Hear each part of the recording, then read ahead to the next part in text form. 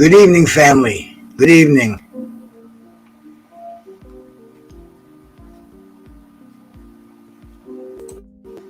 Welcome back to 1978, September 15th, to be exact. If anybody was around back then, man, you got to remember this fight. Because I certainly do, man. This was huge fight. Upset of the year, Ring Magazine, which was still very had prestige back then. Had the round 15, the round of the year, Ring Magazine. It was a different time back then. Different time.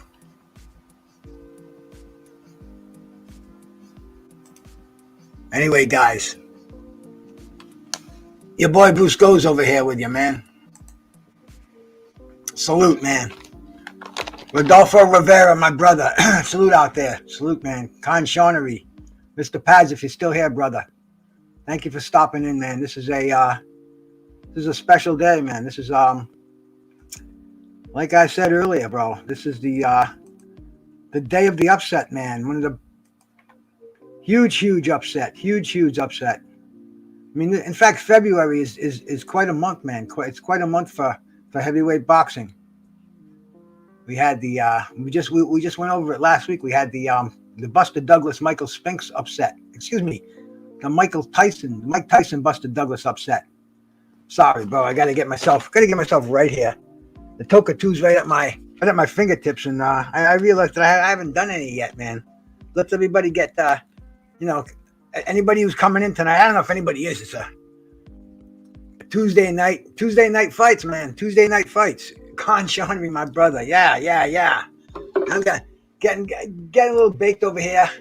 I threw a couple of invites out there. We'll see if anybody stops in, man. If not, bro, Chain with Ice, my brother.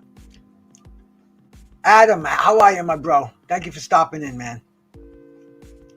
Who's gonna win, Con or Brooke? I think Con's gonna win, but I don't know, man. That's a fight that's 10 years too late, but it's actually kind of intriguing because they're both in the state that they're in, and it's gonna be a good fight. Act, my brother, the Jab Jamboree. Salute, man. Salute.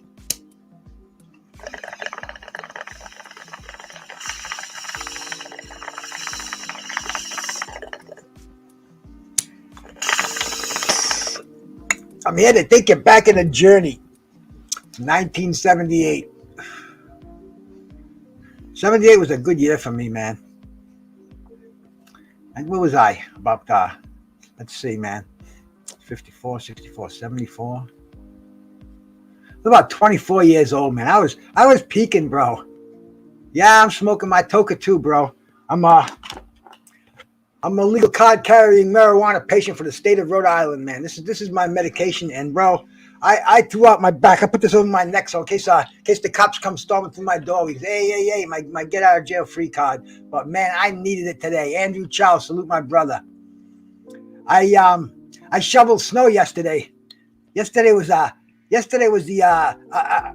blizzard of 78, we'll call it, okay, man. February. I was around the blizzard of 78, and this fight was only a week or two after the blizzard of 78. You know, it was a good time, bro. You know, I just got my own pad. I was out of college. I had my own business. I had this funky business. I used to clean draft beer systems. You know, I hung out in the bars, and I used to see this guy drive around in a van, and he'd go in there, and you couldn't get any beer. You'd be in there for about a half hour. You flush the systems out, you know, because they contain yeast and other things that, draft beer has to be refrigerated.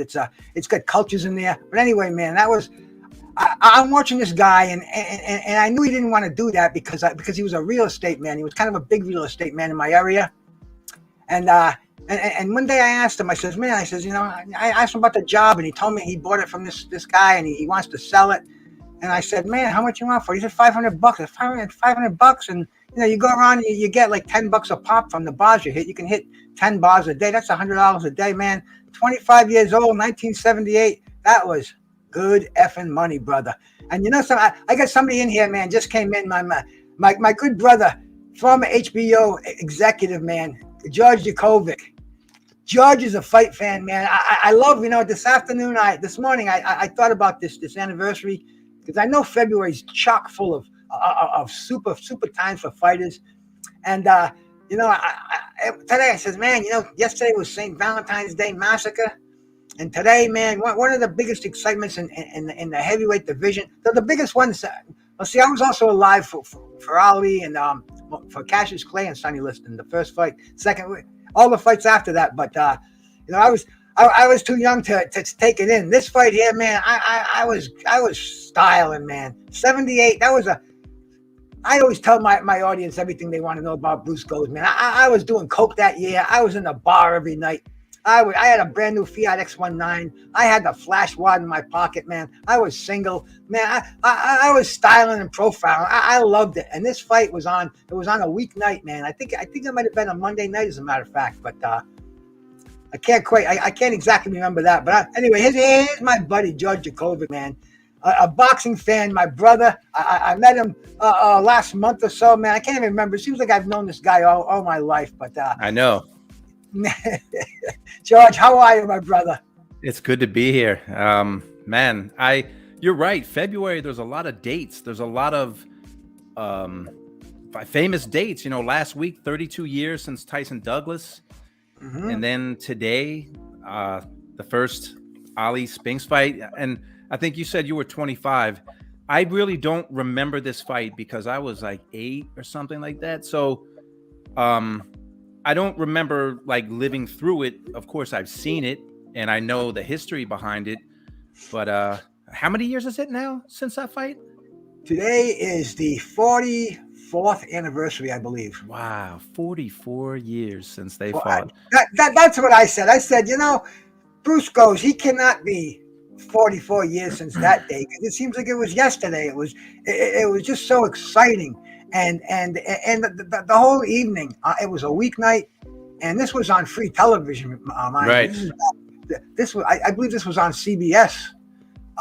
Everybody, you didn't even need cable. You couldn't have cable TV. It wasn't available in the area, and this was on all the bars were showing this. I mean, you didn't have to pay a cover charge. You didn't have to pay-per-view this fight. You didn't have to stream it. You just had to plug your TV in and turn it on. You could go buy a $50 black and white in your college dorm, plug it in, turn it on, bro. You had a party going right there. I mean, it was an awesome, exciting time to be a boxing fan. This was supposed to be like a gimmick fight, though, right? Because Ali, didn't he build it around? He's fighting another gold medalist, like he was a gold medalist, so he's just gonna. Because they had to, I think this fight, he was such a big favorite. They had to build something around it. So Ali said, yeah, I'm going to beat another gold medalist, just like I beat George Foreman and Joe Frazier, because Spinks was a huge underdog. I mean, and Ali, I think he said he would retire after the fight or what, but he was a gigantic underdog in this fight because he was 7-0, right? Spinks was 7-0. Well, actually, he was 6-0-1. That's right. He had a draw. He had a draw with this guy named Scott Ledoux. Everybody loved tough Scott fighter. Ledoux. Tough guy from Minnesota. Fought Larry Holmes. Sparred with Ali. Had the draw with Leon Spinks. Fought Ken Norton to a draw. I mean, he was in the ring with everybody. Ron Lyle. I think he fought Shavers. He was in there. He was just he was your classic big tough great white hope. They knew he wasn't going to be a champion. I couldn't find the one with Leon on the cover. I know I have it somewhere. This is obviously the rematch, but I have the Sports Illustrated somewhere because I think Leon Spinks was on the cover of it. After he upset Ali, and I couldn't find it. I didn't have enough time to dig through everything and find it, but I did find the rematch Sports Illustrated. Yeah, and in fact, the Sports Illustrated, they were at ringside covering it. They had Leon on the cover. And that's where he made that famous quote, Muhammad Ali is the greatest, but I'm the latest. And that's Leon Spinks was a character. Everybody loved Leon Spinks. W ringside, salute, brother. 10 years before you were born. Yeah, that's why I love getting this out because I I was thriving at this time, and thank you God, I still get my memory going, and I can share the the thoughts of being there with this fight. We're gonna go through it, and we're gonna go through it round by round, if you guys don't mind, because this was like I said, man, this was an evening to remember. Muhammad Ali, he had just come off of fighting Ernie Shavers, and he was supposed to fight Ken Norton for the fourth time, and Ali didn't want a fourth fight with Ken Norton. Ken Norton did, but Ali, even some people even said that he threw this fight. There was a conspiracy at the time that he threw the fight to get away from the Norton, the fourth fight. Whether that was true, I don't know, man. It's hard to say, because you know how boxing is, man. Anything is possible, and what's crazy? What's crazy, like the sign of the times, that he fought Schaefer's the fight before, which, one of the hardest punchers ever in the history of boxing. That was the Spinks fight was less than 5 months after the Schaefer's fight. You just think about fighters today. If they fight twice a year, it's huge. If they fight 3 times a year, like what Canelo did, boxing fans, like, they can't believe it. They think it's so unbelievable that he fought 4 times in 13 months or whatever it was. Well, Muhammad Ali fought 4 times, I believe, in '77 and probably '78 too. He was just an active champion, an active heavyweight, and and Leon Spinks, out of the Olympics, the '76 Olympics, the Spinks brothers. In fact, that Michael Spinks fought on that card. Michael Spinks fought a middleweight from the '70s, and the guy's name was Tom the Bomb Bethia. And I believe he was from Oregon. I can't remember, but I know he was on that card. And also Danny Little Red Lopez was on that card. He fought the guy that he beat, David Poison Cote from Guyana. I remember, because I watched Lopez a few times, and wow, he's on the undercard, and it was like, well, but nobody paid attention to it in the party that I was at. They just wanted to see the Ali fight, and they just kind of put some Billy Joel on, put some right. And I went in the kitchen on a small black and white, and I caught the undercard, because I just couldn't do it. It was a huge party. I probably shouldn't have been there, but that was the '70s, bro. That was '78, man. It was disco was still a thing. It was kind of fading out, but disco was there, and it was the hell with tomorrow. Live for today. Tomorrow is going to be there. The Vietnam War just ended. It was just a crazy time. It was a crazy time. And Muhammad Ali could walk down the street, any street in the world. Khan Shawnery, who's my buddy, I love Khan. He said he just pointed out what I was gonna say, that Ali fought 4 times in '75, and he fought Chuck Wepner, Ron Lyle, Joe Bugner, and the Thriller in Manila, Joe Frazier. He fought those 4 fights in 1 year. Yeah. In 1 year. And that was, Ali was getting old at that point. But man, it's just a different era now. And it is what it is.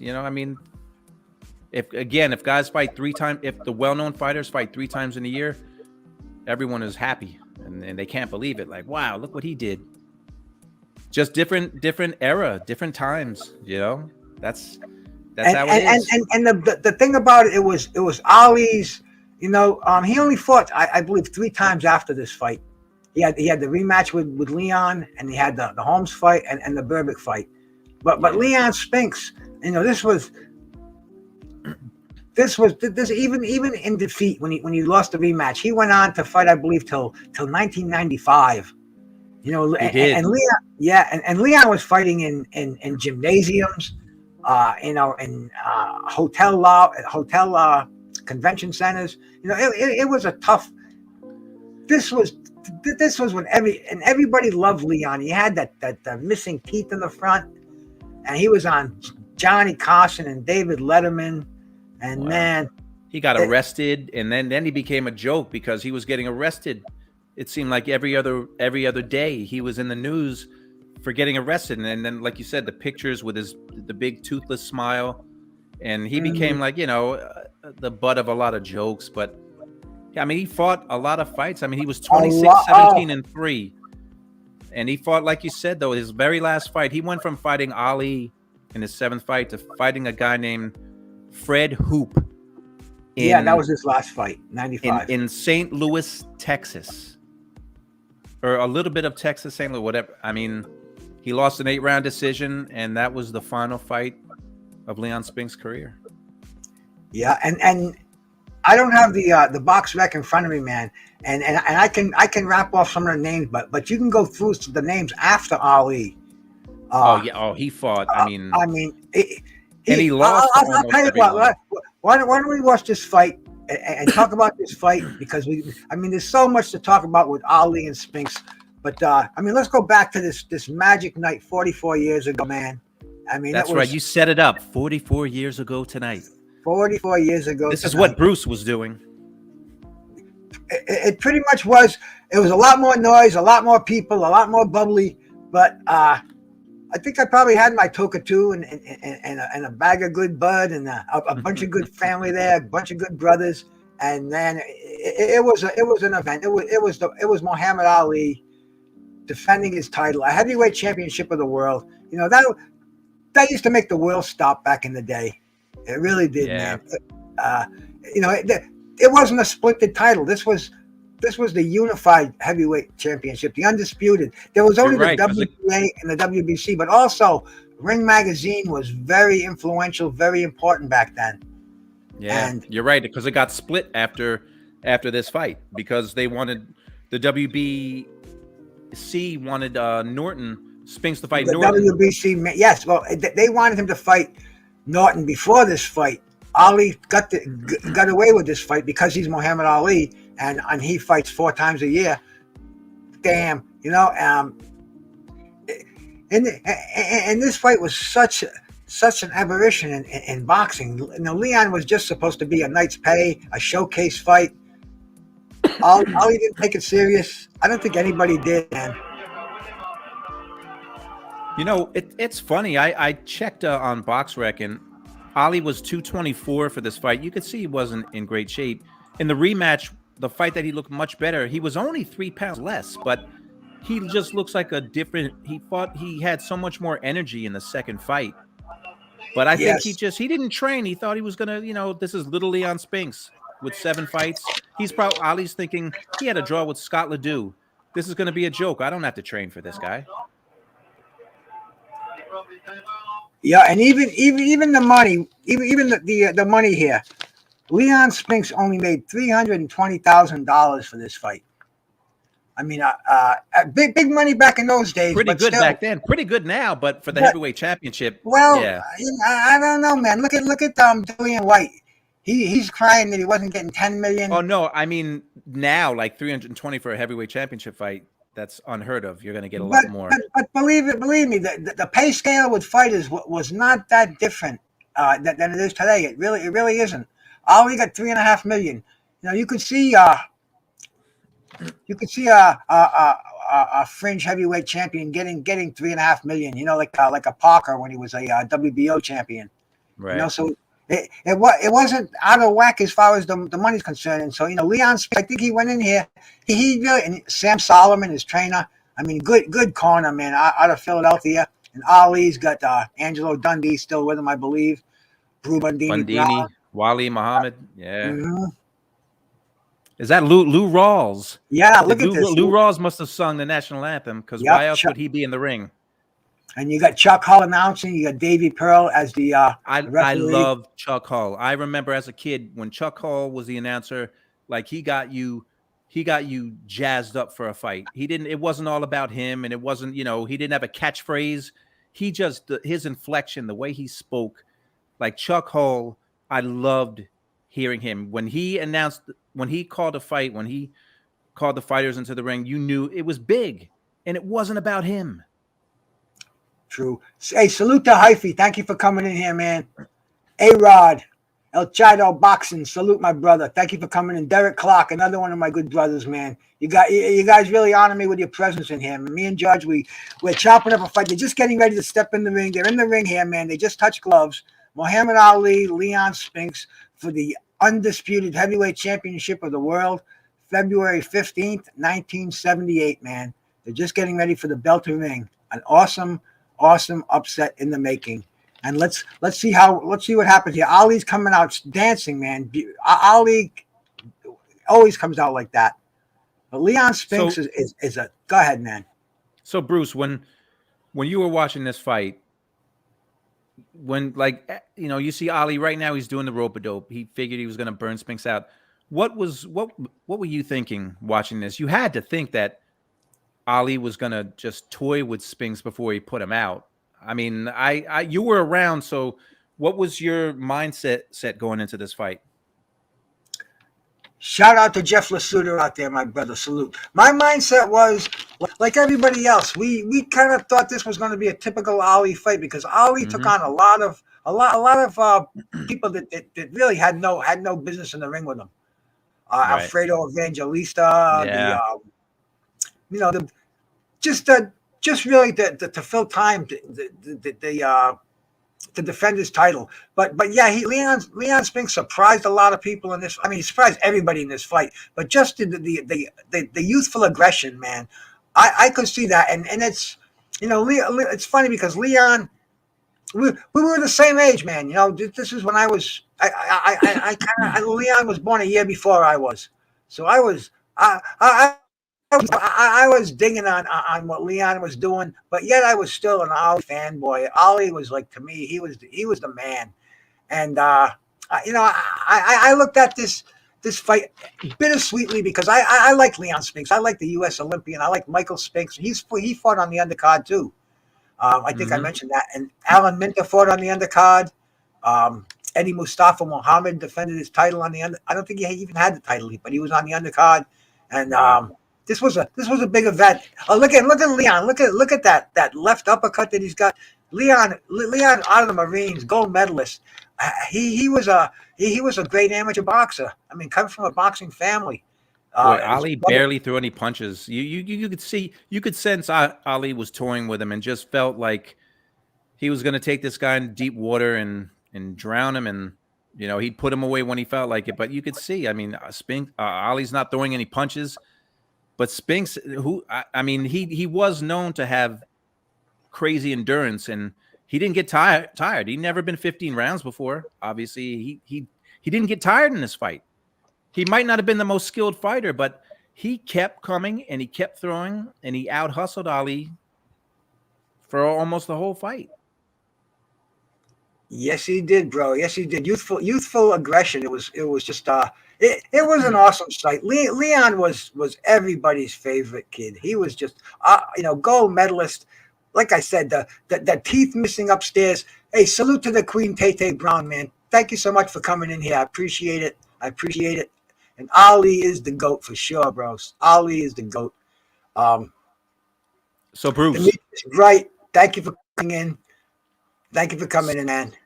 Spinks was 197 pounds for this fight. Yeah, I was gonna say that under 200 pounds, 197 pounds.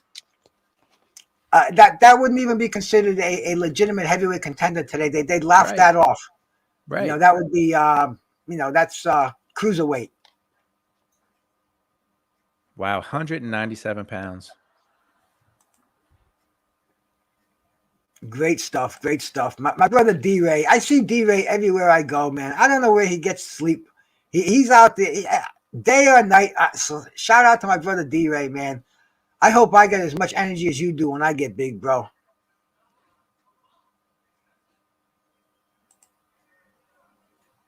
I love the people in the chat, man. You have some loyal folks. They're just cool people. I go to chat. I love my family out there. I really do, man. It makes me smile every time I come in here. My wife, she says, "What are you getting off? You getting off revved?" I said, "Man, I'm gonna go see the fam out there, and I know at least somebody's gonna come up here and hook up with me." I sent out a few invites, to the usual suspects, man. And George, bro. Me and you, bro. I think we might have been born from the same mother a dozen or so years later, man. I because only it's missed Friday because I was traveling for oh work. That's the that's only okay, reason man. why I wasn't there for Tyson Douglas. No The apologies only reason. necessary. No, man, no apologies. But we had Kirk Johnson on here, bro. The Mm, Canadian heavyweight contender, yep. former Yep. former number 2 contender. Oh, and Leon is moving in. Ali's holding him. I still think Ali kind of he thinks Leon is going to tire out in this fight. And the youthful aggression, it just was just so evident in here. You know, Ali um, was 30. Ali was 36 here, right? yeah, I because he think he only had was 2 more fights. 36. 36 sounds right, and Ali was an old 36 too. Yeah, Definitely very remember old that. 36. And Leon, he's having a good time in here. He's just happy to be here. Happy to be invited to this party. And this was a party. This was and Leon is doing he's hitting those ribs. Ali, hitting him in the organs, the liver, the kidneys. Ali took a lot of punishment late in his career. Even this Yeah. fight with Leon Spinks, this was I Ali mean, did not need this. that's why, I mean, obviously his Parkinson's, they were saying it was boxing related, and it was fights like this. I mean, he just laid there, and Leon Spinks is Leon Spinks. He's a 200-pound man, and he was battering his body. I mean, and this was how Ali trained too. Anyone that's read up on Ali, he trained like this too late in his career. He let guys hit him. He thought it was part of his training, and it made him tough. And unfortunately, it took a huge toll on him at the end of his career and his life. It's a tough sport. Yes, it is, man. And Ali is trying to take these rounds. He knows Ali knows how to steal a round. He'll come in late. He'll shoe shine. He's got great speed and great ring IQ where he knows 30 seconds left in the round, and that's when Ali was accused of stealing a lot of rounds like that. But the thing about Leon Spinks, Leon's just not letting up. He's not giving Ali a chance to set up and hit him with that shoe shine and actually steal that round, which is something Ali was a master at. But see, Ali's playing games now. He's trying to get Leon off of his game. He's gone back. He knows he just lost another round. So I think Leon is up at least 2-0. Are we in the third round now? And what's crazy, Ali at this point, Ali was really he was done. He was probably done after the third Frazier fight, but he's still, he lost this fight, but it was close. But then he beat Spinks in a rematch, and he was finished as a fighter for his last, I don't know how many fights. He was not the Muhammad Ali that he used to be. Nothing close. If you watch, like, forget Cassius Clay, like the Ali that fought Frazier the third time, he was gone after that fight. He was never the same, and he still took on guys like Kenny Norton again, and he was he was incredible. He was an incredible fighter and just a competitor, because he had to know in these fights he couldn't do what he used to. You know that as an athlete, you can tell you can't do the things you used to, but he would still win almost all these fights. I don't know how he did it. And he was also generous to a fault. Ali needed money. He had a lavish lifestyle. He had an entourage, and Ali was the first guy to pick up a check. He was like I said, man. He lent his friends money, and he had a huge payroll. And then he was screwed over by Don King. He admits that. He knows that. And he even in his whining days, he often warned fighters, "You watch out for that Don King, man. You think you're riding high now, but you be careful." Tim Witherspoon mentioned that to us one night on here, man. But anyway, man, I'll just seeing this man in action. I saw him in an exhibition before this fight. He came to the Providence Civic Center. I'm sorry, it was after this fight. After he had lost the title, he went on exhibition tour, and I saw him at the Providence Civic Center. And he fought three sparring partners. One local fighter, a former contender, actually, a guy named Dino Dennis, and he brought Jimmy Ellis with him, the old champions, old sparring partner, and a guy named Alonzo Johnson, who was an old sparring partner. But anyway, man, Ali was just clowning around. And he was having a good time. It was after this fight. And one of the biggest regrets I have in my boxing career is Ali was giving away autographed pictures after this fight. But there was a line of about 30, 40, maybe 50 people. And man, like I said, 25 years old, money in my pocket, out in the city of Providence. I wasn't standing in line. And man, 2 days later, I said, what did you do? What did Brusco's you waits for mess no up? one. You know, and Back then. they could put that epitaph on my grave. That might be one of my downfalls, man. But man, yeah, Leon's in forward motion, and Ollie's trying to rope a dope. He's trying to dance backwards. You know, he's getting off that jab, Yeah. but Leon just is, man. He's just got that unstoppable youth on his side. A former Marine, you know, and I mean, obviously a Ali former moved, gold medalist. but Ali moved for about 20 seconds. He danced, and then he was just out of gas. So he had to Yeah. go to the ropes and that's where Spinks this is how Spinks won the fight. You know, no huge shots, but effective. He snuck uppercuts in. Ali just physically wasn't in shape to do anything with this Leon Spinks. No, and somebody mentioned earlier, yeah, this is a fight without Freddie Pacheco. Freddie Pacheco left after the Shavers fight.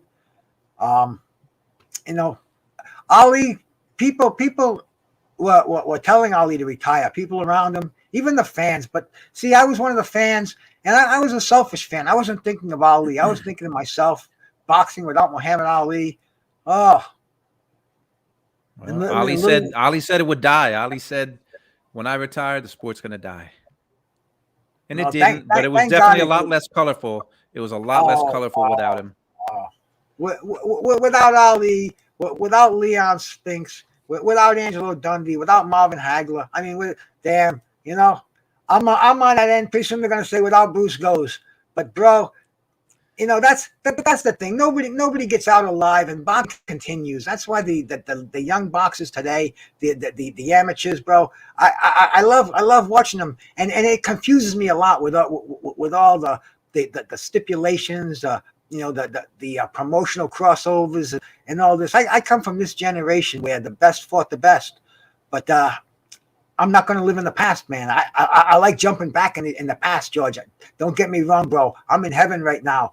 But boxing lives on without Ali, without Larry Holmes, without all of them. This sport has a rich history, and I think I think some people in the sport now, they don't want to look back because people say, "Oh, forget that era we're living in today." Yeah, we are, but this sport has such a rich history, and if you can't celebrate nights like this, where Leon Spinks was 6-1 and became the heavyweight champion of the world, you know, go watch boxing somewhere else. Oh, bro. And like we were saying this month, and also, even though this is a fight of the past, you know who promoted this fight, don't you? This fight? Yeah. I'm assuming Don King did not have anything to do with this fight. No, this is Bob Arum's fight. Oh, okay. So shout out to Bob Arum, man. This bud's for you. Yeah, I'm sure Bob's doing that right now. Oh yeah, you know it, man. You know Bob Arum. Bob likes the edibles. He said he likes to get on a plane. Yeah, he likes to get on a plane, chomp on a couple of cookies, and just kind of go to sleep and wake up in Malaysia. So hey, you know Bob's a gem. He's not going to be around with us forever. So I mean, he's 90. Him and Don King. I mean, they're both 90 years old. They're still here. Hard to believe. Shout out to Flawless Mentality, my brother Mark Stearns out there. D-Ray's always coming up with gems, man. Like I said, D-Ray, I think he's a vampire. and here we go. Ali's starting to pick it up a little bit. But you watch, he'll revert back to what he's doing. He throws some shots, and then he'll just go back to the ropes, put his arms up like he just did there. And he still had to be thinking here, he's going to tire this guy out. It's just a matter of time. He's thinking Spinks is like a child. He's a child. I'm going to tame him in the later rounds. And Spinks, fights. What Spinks is doing right here, he does this for 15 rounds. You're right. That is Davy Pearl. Davy Pearl, the referee. Yep, Davy Pearl, great referee. He was the ref for the first a little Leonard man Hearns who fight. would get in between big men and have no problem breaking them up. Yep. Yeah, he repped the first Leonard Hearns fight. I remember that. Check the big bow tie on Davy Pearl. They Yeah, wore yeah, some yeah. big bow ties back then. See now there's Oh toe to yeah, toe. yeah. See, you know, To see the bow tie. Ali thought he was going to discourage Leon Spinks with those lightning combinations, but Leon just kept chugging forward. Look at the uppercuts. Look at that left uppercut from the inside with Leon. He's landing that punch every time they get in a clinch. I mean, And Ali that's was the kind 30 of punch pounds that heavier. it's amazing that Leon's not even 200 pounds challenging for the heavyweight championship of the world. I mean, that's a mind blowing thing right there. And Ali's 30 pounds heavier, leaning on him, wrestling around, and it doesn't look like Ali has a 30-pound advantage. It really doesn't. You can tell he's much bigger, but it didn't mean anything in this fight. And Sean Connery says Ali seemed neurologically better in this fight than the rematch, even though Ali was in better physical condition. His timing was all over the place in that second fight. Well, Spinks was also. I mean, they say his life was chaos when the Oh, rematch yeah, happened. yeah. It was chaos. So what Ali did? I mean, I agree with Khan. Ali was in better shape, but physically he was deteriorating. And neurologically, he was deteriorating every single fight, probably every year from this point on. So, yeah, I agree. But Leon Spinks was, I mean, you look up the definition of chaos, and it's Leon Spinks's picture in the dictionary because it was just chaos going into the rematch. Yeah, I think Leon was involved in so many car accidents. I mean, he was involved in everything. Everything. I mean, Leon just it was too much fame too fast, and we see that today. But unfortunately, Leon was in the spotlight. Leon was like a mythical figure. This guy beat Ali, and everybody loved that smile. Leon was he was, like he said, he was the latest, and he really was. But you have to admit this pounding he gave Ali. There's no doubt that Leon won. Is right now he's ahead on this fight, and he's just not stopping. He's out jabbing Ali. There's so many documentaries on Ali. One of the better ones that I've seen, and you probably saw it too.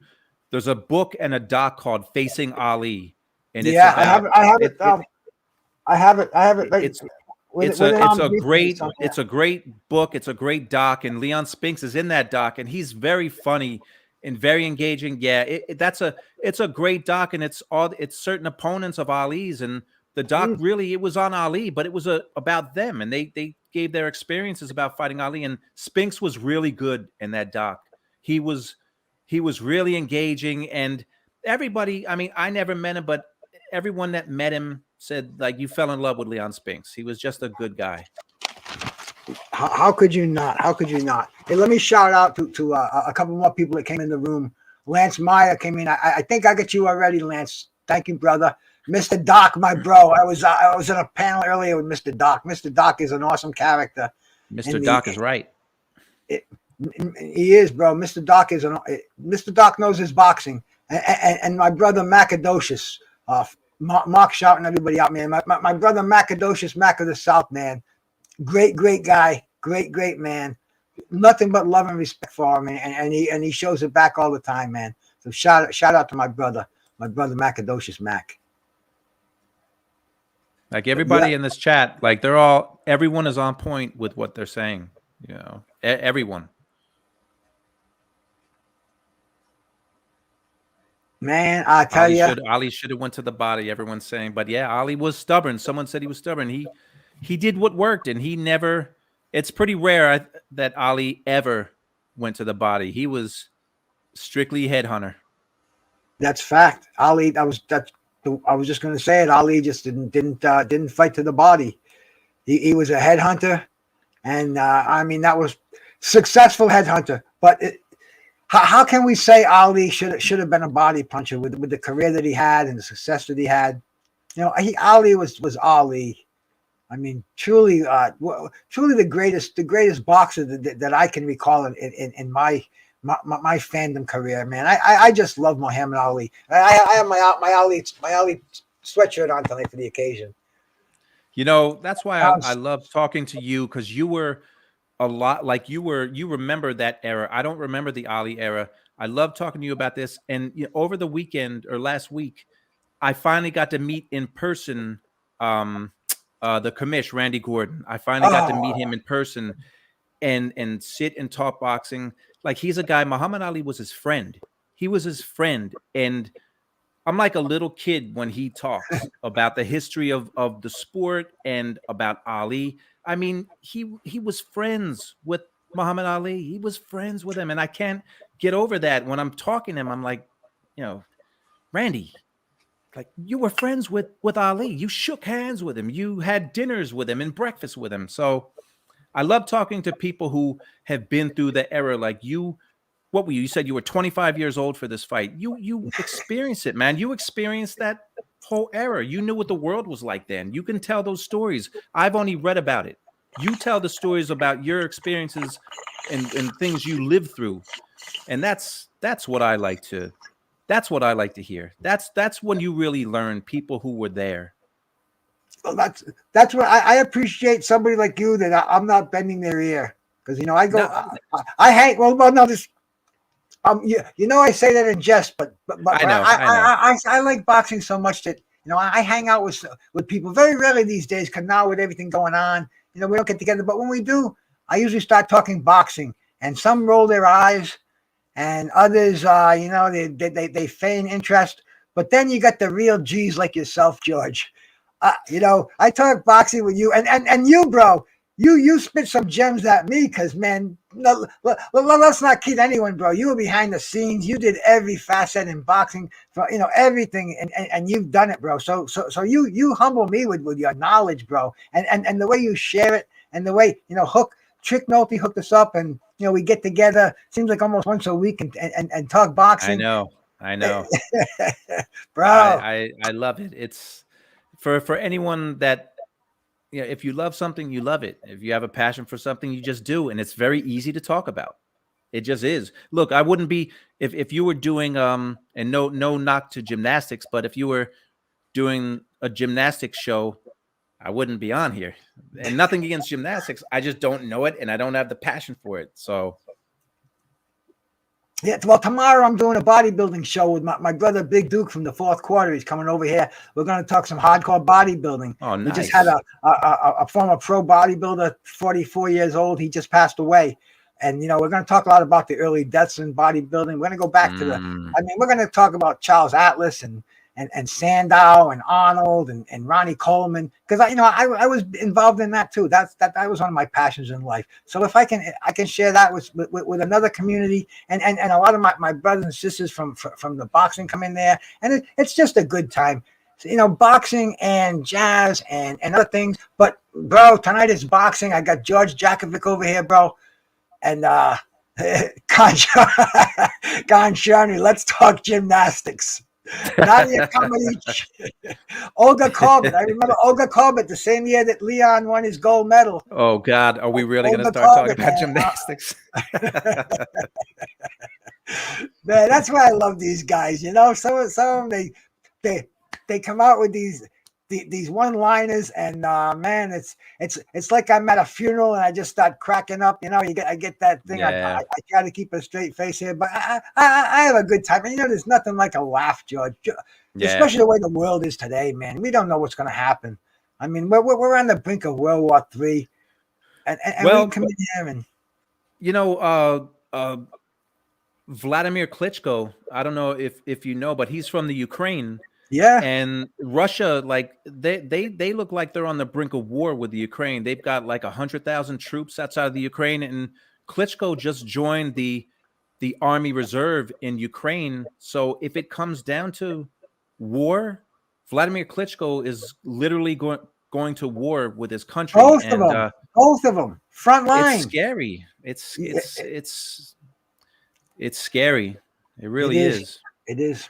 It is, I because hope cooler heads prevail. Wars aren't fought like they were. I grew up during the Vietnam War, and I had people I knew who went away and didn't come back. But now it's wars aren't fought like that anymore. And that was just one of the sickest, most dishonest, conniving 50,000 dead Americans for nothing war that I've ever seen in my life. But today, I mean, 50,000, that would be like the first pop of the bomb. Never mind It's scary, George. That's why this is almost like a bomb shelter we have, a little escape from reality, bro. Hey, you know what? You're 100% right because I didn't have the best day of my life, but when you I mean nothing bad. No, I have nothing to complain about really, but when you emailed me, I think it was yesterday. I knew I was going to do this with you tonight at 7. So and we were going to talk boxing now I wish this was the anniversary of the rematch so it was a little happier cuz you and I were Ali fans. I'm a big Ali fan. So it's a little sad seeing him lose this fight, but this is a great story. The great story of Leon Spinks came from this night. And Yeah. boxing fans know who Leon Spinks is because of this fight that we're watching right now. This is why people know who he is. Mm-hmm. And Ali on his toes. Look at the old Muhammad Ali walking straight back, not getting hit. Only But in spurts Leon, though, and now, oof. oh, Leon just oh, dug shots of the look. He got all 197 pounds into every shot that he threw. And Ali tremendous. just has it's incredible again. Ali had very little physically left. He had his boxing brain and his heart, and his chin, but physically, I mean, he didn't have much in this fight. And he still won 15 rounds. Yeah. And he was still never close to getting knocked out, even though I know Larry Holmes stopped him.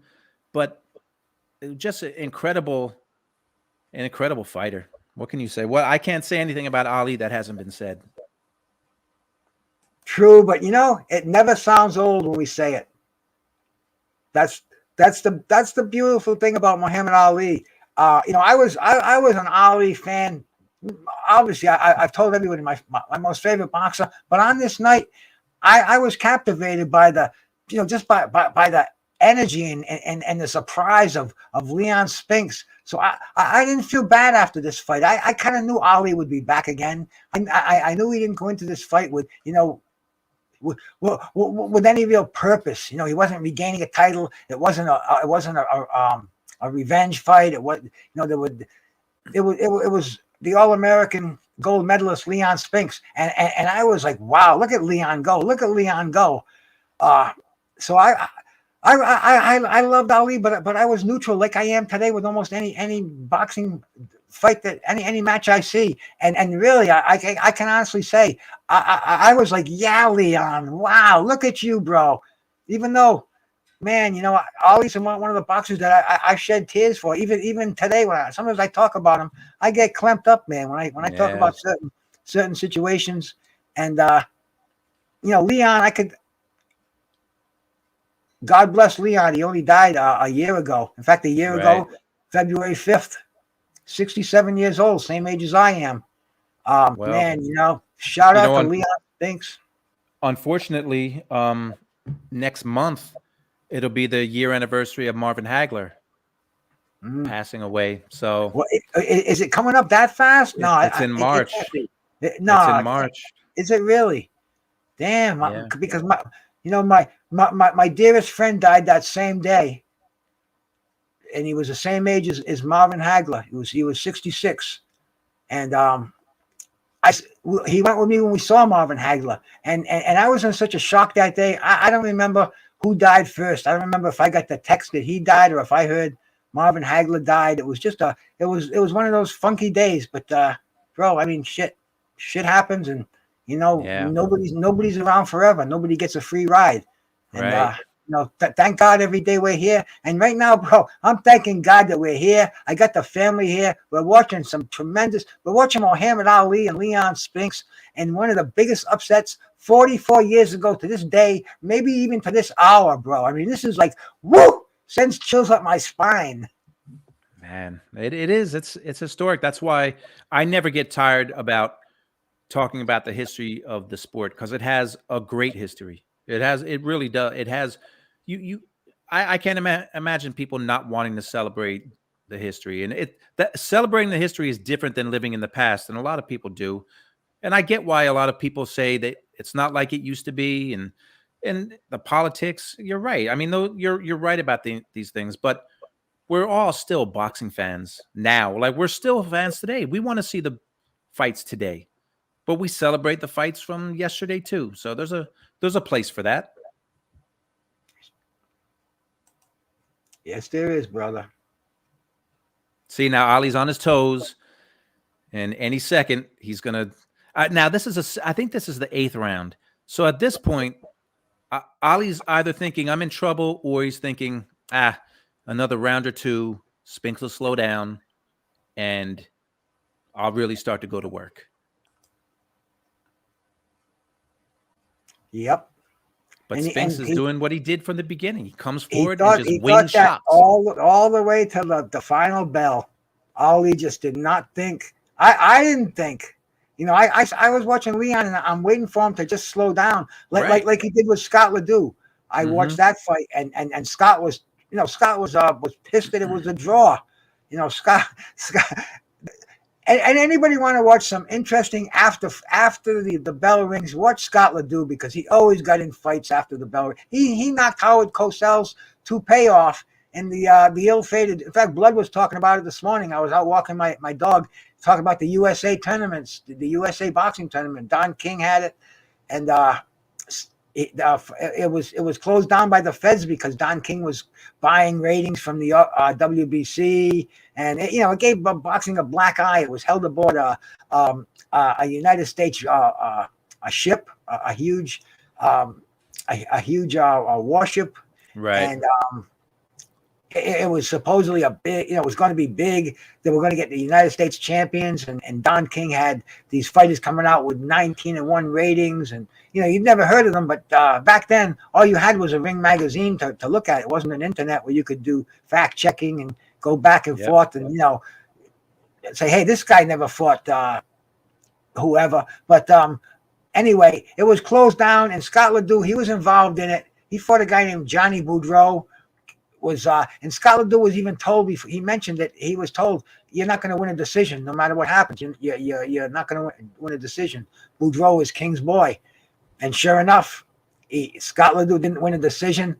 He tried to jump on Johnny Boudreau after the fight, knocked Howard Cosell's ring off.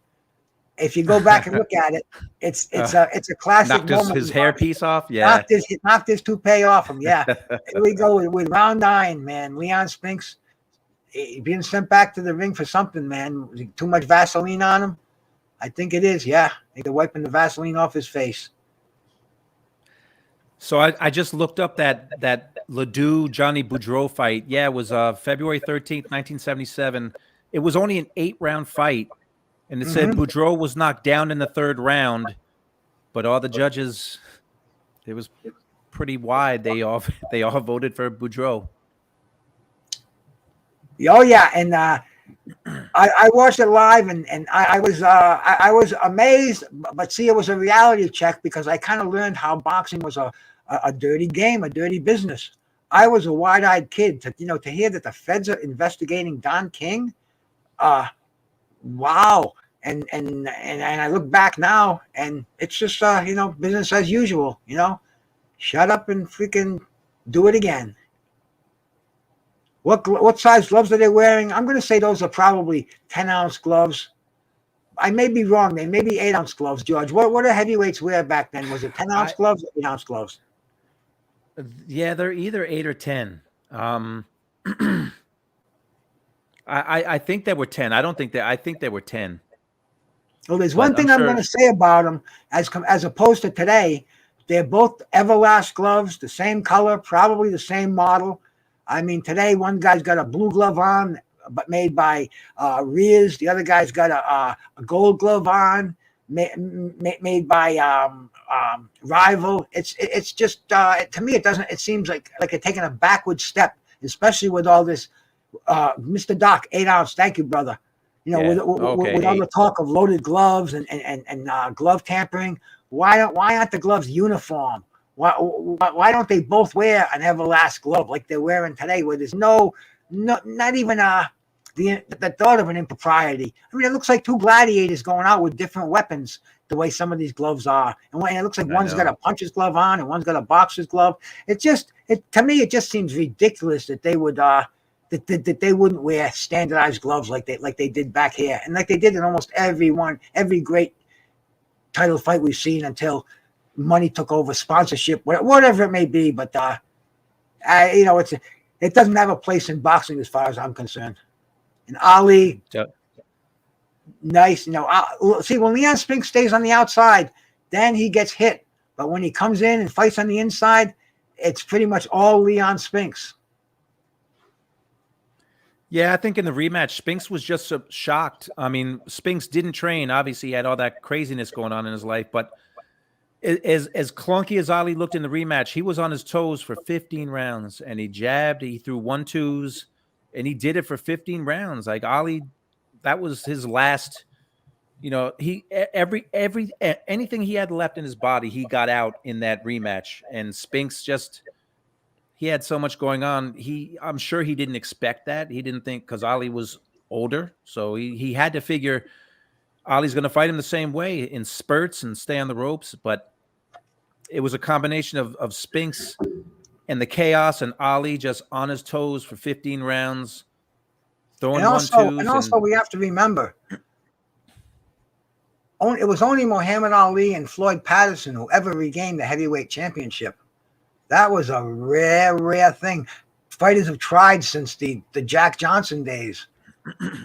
Ex heavyweight champions don't regain the title. Floyd Patterson did it, and it was in a whirlwind with Ingemar Johansson.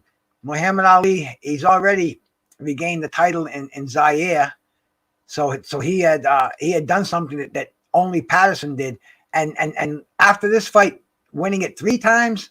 That was just unheard of, and I can remember this too. People were not making Ali the prohibitive favorite in the rematch. Some people thought, the way Leon fought in this fight. Look at Leon Spinks go, man. It's really a wonder that Ali didn't get knocked down in this fight, or even I don't want to say knocked out because I'll have to stick a bar of soap in my mouth. Muhammad Ali doesn't get knocked out, right? But the way Leon was hitting him with those right crosses and those uppercuts, it's just a wonder he didn't go down. See Ali on the outside. That's where it helped that Spinks was only 197 pounds, because Ali was definitely used to being in with bigger fighters physically and bigger punchers, because Spinks was never a huge puncher. He was a volume guy. I mean, in the amateur, wasn't Spinks a knockout puncher in the amateurs? He may have been in the amateurs, but when he became a pro, I mean, he was undersized in every fight that he was in as a heavyweight. I mean, and you remember this when he fought Larry Holmes a few years. Larry Holmes just destroyed Spinks. I mean, now look how good Ali looks here. Spinks, it's funny. Spinks is on the ropes now. This is where Ali's picking it up, like my brother Doc said. The second half of the fight, Ali's thinking. I'm assuming Ali's thinking, I got this kid in deep waters. He's never been more than 10 rounds. Even when he has, it was on a draw. I mean, I got this kid where I want him, but damn, I don't know if Leon was snorting the lines like I was snorting back in '78. But bro, he had a reserve tank in him. I guess only a Marine can have, because Ali was just really, he was surprised that Leon just never stopped going forward like he has. And took some tremendous punches too. And Leon, I mean, if people haven't seen that the Facing Ali doc, it's a really good doc, and you really you get to know Spinks a little more in that doc. When I was in living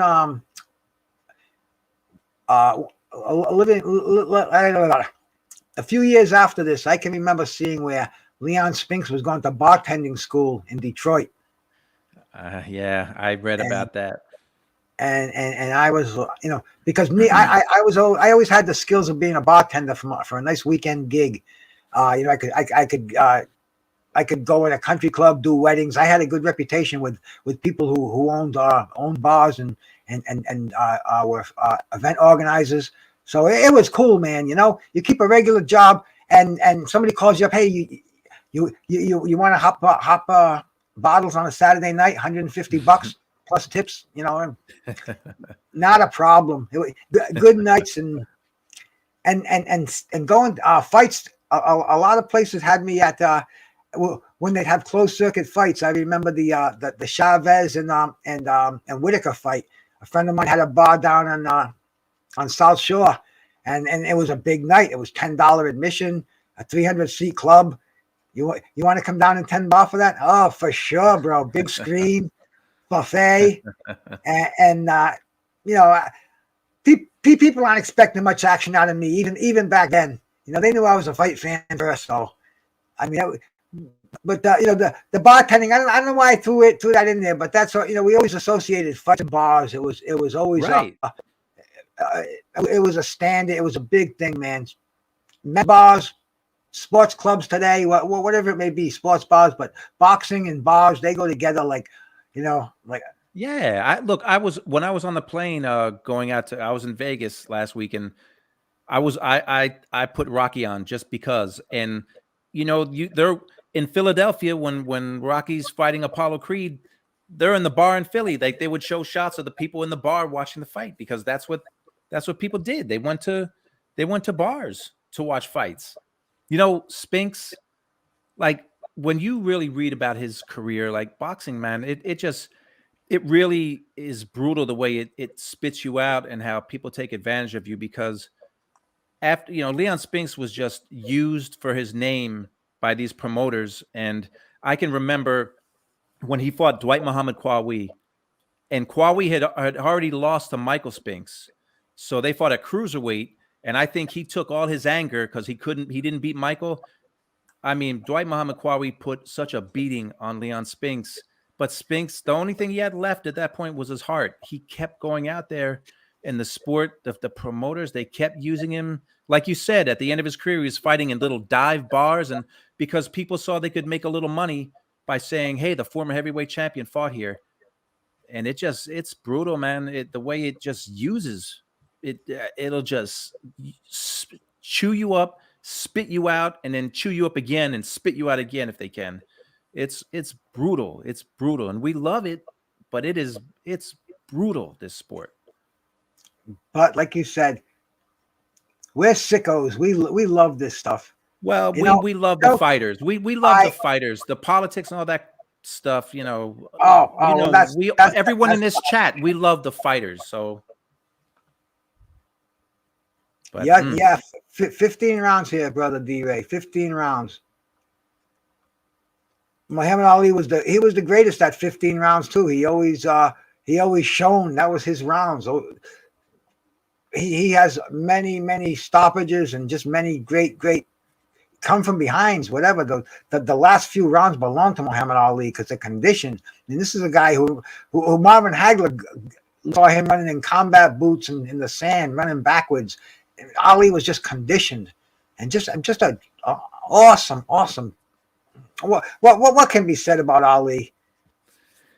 Look, and even back then, around this time, Ali couldn't knock anyone out anymore, so he always went 15 rounds, and he was done as a fighter here. This is not vintage Muhammad Ali, and he still went 15 rounds almost every fight. He went 15 rounds with Ernie Shavers, and Kenny Norton, and on and on and on. He didn't knock people out at the end of his career, but he also went 15 rounds every time. What can you say? I mean, what can you say about him? I wonder what they were saying on the live broadcast here. Probably look at the international press that's calling this fight, and I don't know what country they're from, but Ali was big, man. Everyone came from all countries when Ali fought. That they did. 12th round, Bruce. This is the final round today. This would be the final round. Yeah. And they still had 3 rounds to go after this. And Leon, look, great catching Ali inside. Boy, great how much stuff. Is technology? Yeah, you're right. They still have is this the 12th round coming up? This is the 12th round. Technology has gotten so much better because they barely showed any replays back then. You know, I will say I do appreciate the fact that there's a lot more camera angles and there's replays, and you know, you can definitely, the production of fights has gotten a lot better. A lot better. Now, if the fighters would fight each other, that'd be even better for boxing. Absolutely. Absolutely. And if anybody, as soon as this fight's over, I'm going to drop a link in here. If anybody has any memories about this fight, anybody wants to share any thoughts, I'll be staying here for a little bit, and we can jump on and we can share our thoughts about this fight. But I just want to keep it. I want to be able to concentrate on it here with my brother George while this fight's going on. So bear with us for 3 more rounds, man, because this is just a beautiful fight, a beautiful night. And I've stepped in the Wayback Machine. I used to see that on Sherman and Mr. Peabody. If anybody's that old, they can relate to what I'm talking about. But man, this is better than I expected. Leon Spinks was just an unbelievable fighter that night, man. Hey, Bruce, and you probably didn't dress like that, but did you have a big bow tie like Davy Pearl, or were you not dressing in bow ties back then? No bow ties? No bow tie, bro. No bow tie. Right. I did have a few of those thin not the string ties, but like I had one that had like a keyboard on it, and I think I might have had one that was like a barracuda snake or something. But oh yeah, man, it was a cool time. Jeans for a while there, restaurants and bars, they wouldn't let you in with jeans on, and then all of a sudden the designer jean phase came around, and people are walking around in these $100 jeans. And they can't get in a nightclub. And like man, Jordache jeans. The Jordache. Jordache, right? I remember the commercial. The Yves Saint Laurent, the Jordache. Yeah. The Tommy Hilfiger. Conchonnery. Oh, Bruce, if you were a boxer and wore a bow tie Bruce would have been a great boxing nickname for you. Bow tie Bruce. Bow tie Bruce goes. I got a name for a boxer, and I'm surprised nobody has used it yet. And I hate to drop it off because this is the name. If I manage a fighter, I'm going to give him this name, and I'm not going to tell you. But I think this is the deadliest name for a fighter. But anyway, man, still in the center ring, still throwing punches. We're in the 13th round. Are we? Or in the 12th round? I think this is the 12th. The 12th. See, Ali, like now Ali's in his territory. Like this is where Spinks has never been. So.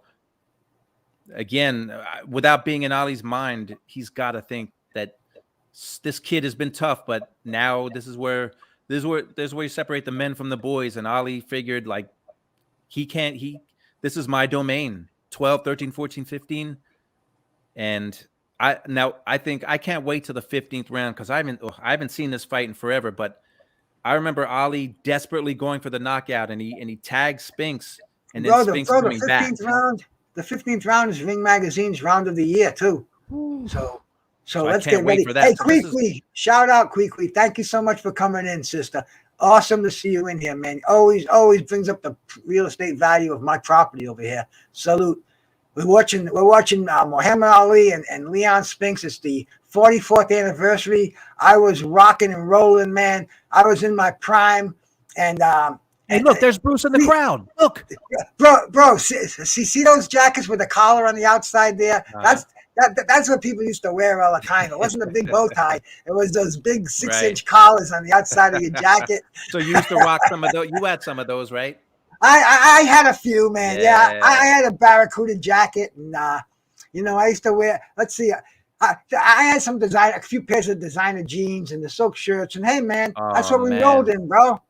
I wish you still had. If you had one of those jackets like left, you should have worn it. You probably don't have it anymore, but if you would have come on with a 1978 like vintage jacket, that would have been amazing. I could, if I looked in the closet, I could probably find some stuff. But because I've been living in the same house here for 40 years, man. Wow. So you have those clothes are somewhere. Yeah, they are. I'm a pack rat. I don't throw a lot of stuff out. There you go. And my wife's like me. It's like we're like that. What's that show that they show with the people that are just surrounded with all their possessions? The old people. Oh Christ, I can't remember the name of the show. Yeah, I know. But anyway, they're gonna come and find me like that someday. But anyway, man, thank God for nights like this. We got Leon Spinks, man, gold medalist, 7 fights under his belt, only 6 wins, 1 draw, taking on Muhammad Ali, 55-2. Man, this was This was an evening to behold over here. I enjoyed this fight so much, man. I was at a house party. We were doing lines. We were drinking. There was a keg Oh, there. There was more reefer than even I could smoke at the time. There were bongs being passed around, blunts being passed around, food, pizzas. I think they ordered about 6, 7 pizzas at a time. It was awesome, man. It was fucking awesome. Shout out to my brother, the Drew. He just passed away a couple of years ago. He came down with multiple sclerosis. Dude was a center on the high school football team, solid as a rock. He was a bull raker. That means they dug quags for a living. They had this thing called a bull rake. You had to be strong as an ox to do this. wow. And they went out there, and if the water wasn't frozen, they went out there to do it. And my buddy came down with muscular dystrophy, and he passed away a couple of years ago. But shout out to him. He used to throw parties for fights, man. Great guy, man. My brother Drew, and he was a weed connoisseur. The first time I met him, he had some of this Panama Red, and I'll see him someday, man. Bruce, you got all these folks in your chat, and I know a lot of these people now too. Oh, they're my brothers and my sisters. This is my family. Yeah. It's so my. I don't do this for a couple of days, and I think I got to come up with something, and like I got the show planned tomorrow for the hardcore bodybuilding, but then the anniversary over here of this great fight, and I said to myself, I want to do it. I text you, George, and when you gave me the absolutely, man, I just started looking for pictures and looking for the fight and stuff like that. Get myself set up over here, and I'm grateful that like-minded people come in here. And I hope you're having a good night tonight, man. Tuesday night fights. That's what we used to do back in my day. At this time, I'd be sitting in front of the tube over here. I'd be cracking open a Heineken or whatever my favorite brew would be. I'd be hitting on this bad boy like I am now. Bruce, maybe this is the new Tuesday night fights. I think boxing fans miss Tuesday night fights, and this is Tuesday night fights right here. And this is round 14 coming up. Look at Ali not sitting down. Yeah, nope. Like, I love to interview fighters because, like, if I ever got to interview Spinks, this is round 14. Like, some fighters give you really like thoughtful answers when you say, like, in round 14, Leon, what was anything going through your mind? Did you know what you were about to do? Some fighters, they really say, I was caught up in it. All I knew was the fight. I don't remember anything. But some fighters can remember like certain moments and thinking like, wow, I might become heavyweight champion of the world. And this is round 14, but this was a close fight. So, Spinks never fought any different, though. What he's doing now, he was doing in round 1. He's coming forward. You're so right, George. And what you were just saying, the past couple of weeks, I've been blessed to be on panels and to interview some great legendary boxers. Tim Witherspoon, Franz Boltar, James Toney, Ray Mercer. I mean, and these guys are so open about you ask them about the fights, and you see the eyeballs, the bell go off in their head. You remember that? And they start sharing their experiences in the fights.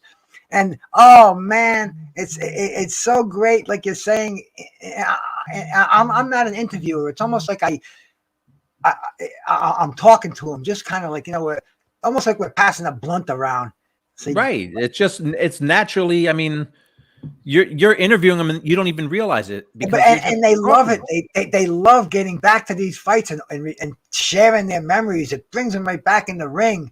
And man, like Mercer was talking about the Francesco Damiani fight. He says, he was kicking the shit out of me.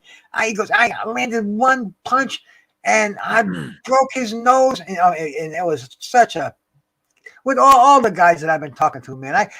Once again, I thank God, and I thank my brothers like Trick Nolte and Major Key who hooked up these interviews, and my brother Duke on 24th, fourth quarter, man. We're gonna do a bodybuilding show tomorrow. I think I mentioned that, but great. Just everything's great, man. I can't complain about a thing, George. I threw my back out shoveling snow yesterday, and but dude. It feels a little better today. Doesn't hurt. I still went for my 2-mile walks a couple of times today. I smoke the weed. I don't think about it. A few lung busters. And Michael Spinks at ringside. The great Yep. Michael Spinks cheering his brother on. Oh, and he's telling Isn't it him right now, crazy that Leon. I mean the Spinks brothers were there's so much history that they both were heavyweight champions. It's crazy the history that those two had. Spinks, a lot of people rate him in the top two, top three light heavyweights of all time. And he was a heavyweight champion of the world, just like his brother. Just like his brother. And there were only two other brothers who were gold medalists and who fought, and I can't remember the names. I saw Scrapbook was mentioning them today on his show, and damn, if anybody can remember the other two brothers who were gold medalists, Olympic gold medalists, Fritzy Zivic, I think it was. Yeah, I think it was Fritzy Zivic and his brother. But anyway, man, the Spinks brothers were somebody blasted. I got a bot troll in there, man. And I know my peeps always hit them, but I don't know where these characters come from either, George. This is it, Bruce. This is the 15th round. This is the round of the year, 1978. So this is the round that I remember. I mean, I didn't see it live, but that Ali went for the knockout. Like he just went. Oh, Ali almost got knocked out at the end of the round. Yes, I remember this round and so much, man. Turned the tide. Oh, what a round this is going to be, fans. Georgie Benton. Family. See, look at that. Mr. Doc, I'm going to drop the link as soon as this fight's over if you want to share some of your memories of it, man. I just want to keep my memory. I want to keep my mind focused on it because I know when you get in here, brother, you definitely have the gift of gab, and I love you for it, and I'll be more than happy to drop that link in a few more seconds. But right now, I want to keep my mind occupied. Round 15, heavyweight championship of the world. Oh. And watch this fight. Bruce. So you watched this fight. What were you thinking in the 15th round? I'm thinking, is it possible Ali's going to get beat? Are they going to give Leon Spinks the decision? But yet, like Doc said, the second half of this fight, Ali made a fight out of it. So it's like, what's going to happen? This is a close fight. I wasn't keeping score on paper, but in my head, I'm saying, man, Ali's got the sympathetic vote. This is Las Vegas. This is Ali. Oh, look at Leon Spinks. Oh, Ali always got the decision towards the end of his career. The third Kenny Norton fight, he always got the decision. So look at Leon just unloading with everything in the 15th round, twice as long as he's gone, almost twice as long as he's ever gone before.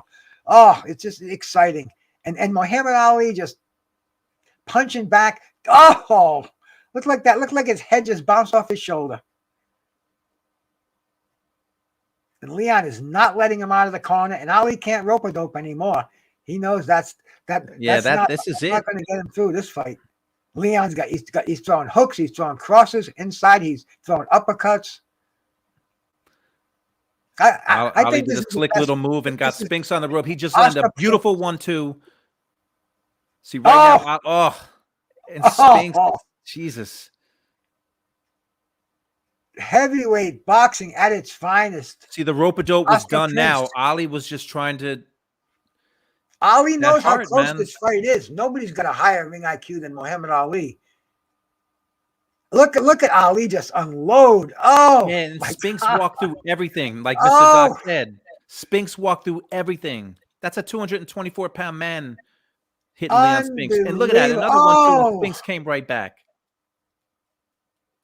Round of the year, right here, man. Like what? And they're raising Leon Spinks high. Look at that. See, this is such a historic moment.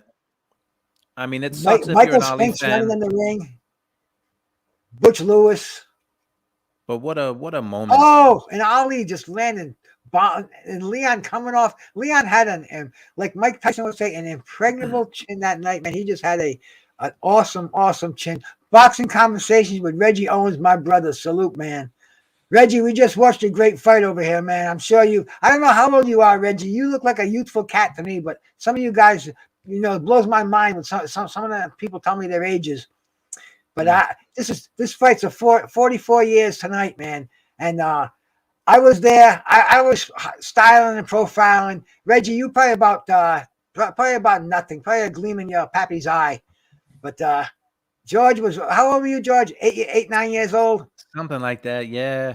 Yeah, So I don't. I mean, I don't you're at that remember age watching where it. if you were my younger brother or my nephew, I'd say, hey George, here's $10. Why don't you go to the arcade? Come back in about 3-4 hours. If you're not, I'm going to come down here and get you. Me and the boys are going to watch a fight. So And but I would have watched the fight with you. Trust me. that's what I'm going to say. You I would have wouldn't have said, went to the "F arcade. you, I'm Like watching no the fight." way. I would have taken the $10 and stayed and watched the fight. Quee 42, man. I wouldn't have. I only would have guessed it because you have your daughter that I see once in a while comes in there. But She's not 42. Whatever. I She's 22. think so. She's only telling me that so I don't get excited and divorce my I know. wife. She's And out to 22. Texas, match up with G5, say that's my lady. Bang, bang, bang. In fact, G5, I dropped him a link earlier. I wish he had come on, but you know how things are, man. This is prime time. I'm grateful that I got more than 10 people to come in here. Don't forget to hit that thumbs up. I don't know why, but I think that makes a big difference. And we just watched a great fight, man. Are you allowed to turn the audio up when they're going to the decision like this, or can you do it? Oh, they didn't ask it. Through the magic of cable, we can always do this, right? Here we go. Chuck Hull, he was great.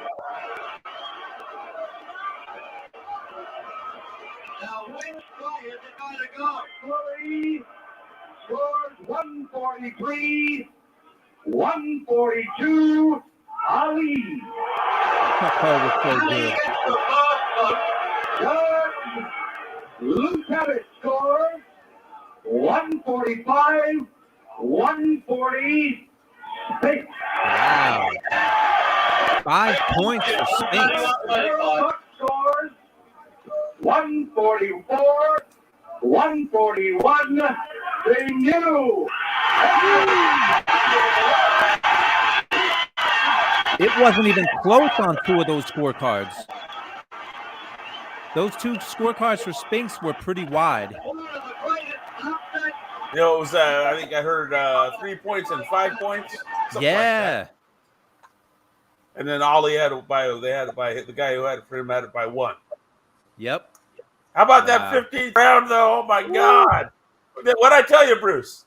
Unbelievable, Doc. I remembered it well, but I didn't really remember it as the round of the year, but it sure was. G5, my brother. You know, I before you came in here, I said I asked Quee because I know how hard it is, man. You know, because everybody's got shows on at this time. Remy, salute my brother. And you know, damn, I'm honored you give me a few minutes. Come up here, brother. I'm hitting the Toka 2 with George. The anniversary of this fight. Yeah. And 44 years ago, bro, I was in my prime, brother. Not that I'm not in it now. I'm still in my prime, but back then, man, shit. I'm in it now. I'm enjoying that prime life. I get George, my man, what's going on? Nothing much, G5. Who's down there? What's up, Mr. Doc? What's going on? Mr. Doc, my brother, man. Thank you for gracing the panel over here, bro. Yeah, man. You know, I had the kids, man. They running me ragged, man. And I was like, man, I can't hop on and enjoy myself and tap in like I want to. As soon as I got them situated, you know me. You know, I'm a father first. YouTube, everything else comes second. You know, so I'm here, man. I'm here. I had tapped in. I had it playing through my car, but I was like, man, my phone fell in between the seat. I was like, hell, I hear everything. I was like, it's all good. I get it when I stop. Yeah, everybody's doing good though. Oh, yeah, man, look, we just watched we just watched history. Yeah. We got to relive I was looking at it. I looked at most of it, and then I had finally stopped and grabbed my phone. But yeah, that 15 round, just thinking of it, round 15 though, you know. Yeah, that was sick. And George, you spotted it. That nifty trick when Ollie flipped him around, right? And I could almost imagine him thinking, No, you're supposed to go down, kid. Well, what the fuck? When he hit him with them, he hit them up patented ollie upper hooks in the straight right, and my man's head went completely sideways, but he didn't go down. Man, what a feeling. Like I did a completely different sport. I ran track And I know in a race, when I was in a race, I knew at some point if I didn't have anything left, I was in trouble. But that's in track. No one was hitting me. You imagine being in a fight, and Ali at some point had to say, "Man, I do not have it tonight, and this kid won't stop. What am I gonna do?" Like just what he must have been feeling when little Leon Spinks, who was supposed to go down in like 2 rounds, was still there in the 15th round and still coming after him. And still throwing 50 punches around too, like crazy, like a bad person. Yeah. Yeah, and I remember if you listen on the audio, there's a couple times he said where they're in the corner, right? And Ali makes some kind of comment to the effect of he's waiting for him to get tired, and Bundini's like, "Bro, he's a kid. He ain't gonna get tired." Exactly. He tried to tell him, "Bro, he ain't gonna get tired." And then finally, you can see Ali kind of realize, "Oh, he ain't gonna get tired." He's not. I mean, Ali 15 rounds is a long time, so Ali didn't expect that, but I think everyone who watched Bruce, even Bruce back then, Bruce had to be thinking Spinks he's gonna get tired. I mean, he's Leon Spinks. He's had 7 fights. Nobody thought that nobody gave Leon a chance. It was like a weekday night. People watched it because it was Muhammad Ali fighting. Who's he fighting? Leon Spinks. Who's Leon Spinks? Gold medalist. Oh, I think he has a chance. It's going to be a good fight. And Danny Little Red Lopez is on the undercard. It was really it was a treat for a guy like myself, because this is when I had a passion. I love boxing. This is when my car was full of rings and knockouts, and my bathroom was full of boxing magazines. My VCR was there were 10 VCRs stacked on the side of it. They were all fights. I love boxing and I love jazz. I used to combine the two, but this happening, and you got to remember, this is at the within the next 2 years, we had Sugar Ray Leonard fighting on prime time, and we had Larry Holmes and Ken Norton just after this. Boxing was popping, baby. I mean, this was there's no other generation that lived through this. So this was a Wednesday night, Bruce. Okay, this was a Wednesday night. That's what this was. It was a Wednesday night. What's that all about? What are you doing on a Wednesday night, right? Sitting like, yeah, that's what a crazy, like, to have a heavyweight championship fight on a Wednesday night. I don't know. I don't get that.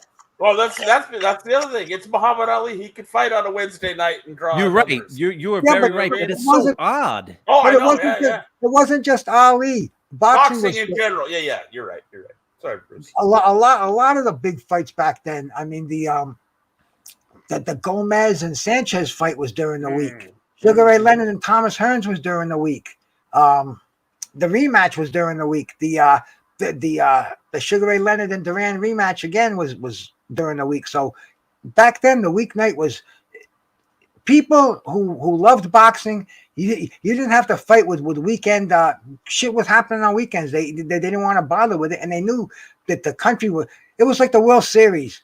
Now it's usually reserved for weekend nights and the playoff games weekends. Back then they spread it out because people the world almost came to a stop when there was during a boxing event. It didn't matter if it was on a weekend, a weekday, Christmas Day. Shout out to Almond Brown out there, and to Remy if I haven't shouted you out, brother, man. I saw you out there, man. But I'm getting a good buzz on over here. Go ahead, George, bro. So Bruce, you'll remember this because you were 25. January 21st, 1978. Saturday Night Fever, the movie, became the number 1 picture in America.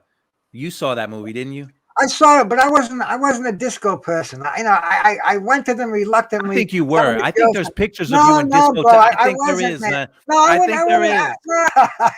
I wouldn't lie about it. A lot of my friends were, and I used to bust their balls. But seriously, I don't think I even had a disco suit. Those were these polyester things people wear.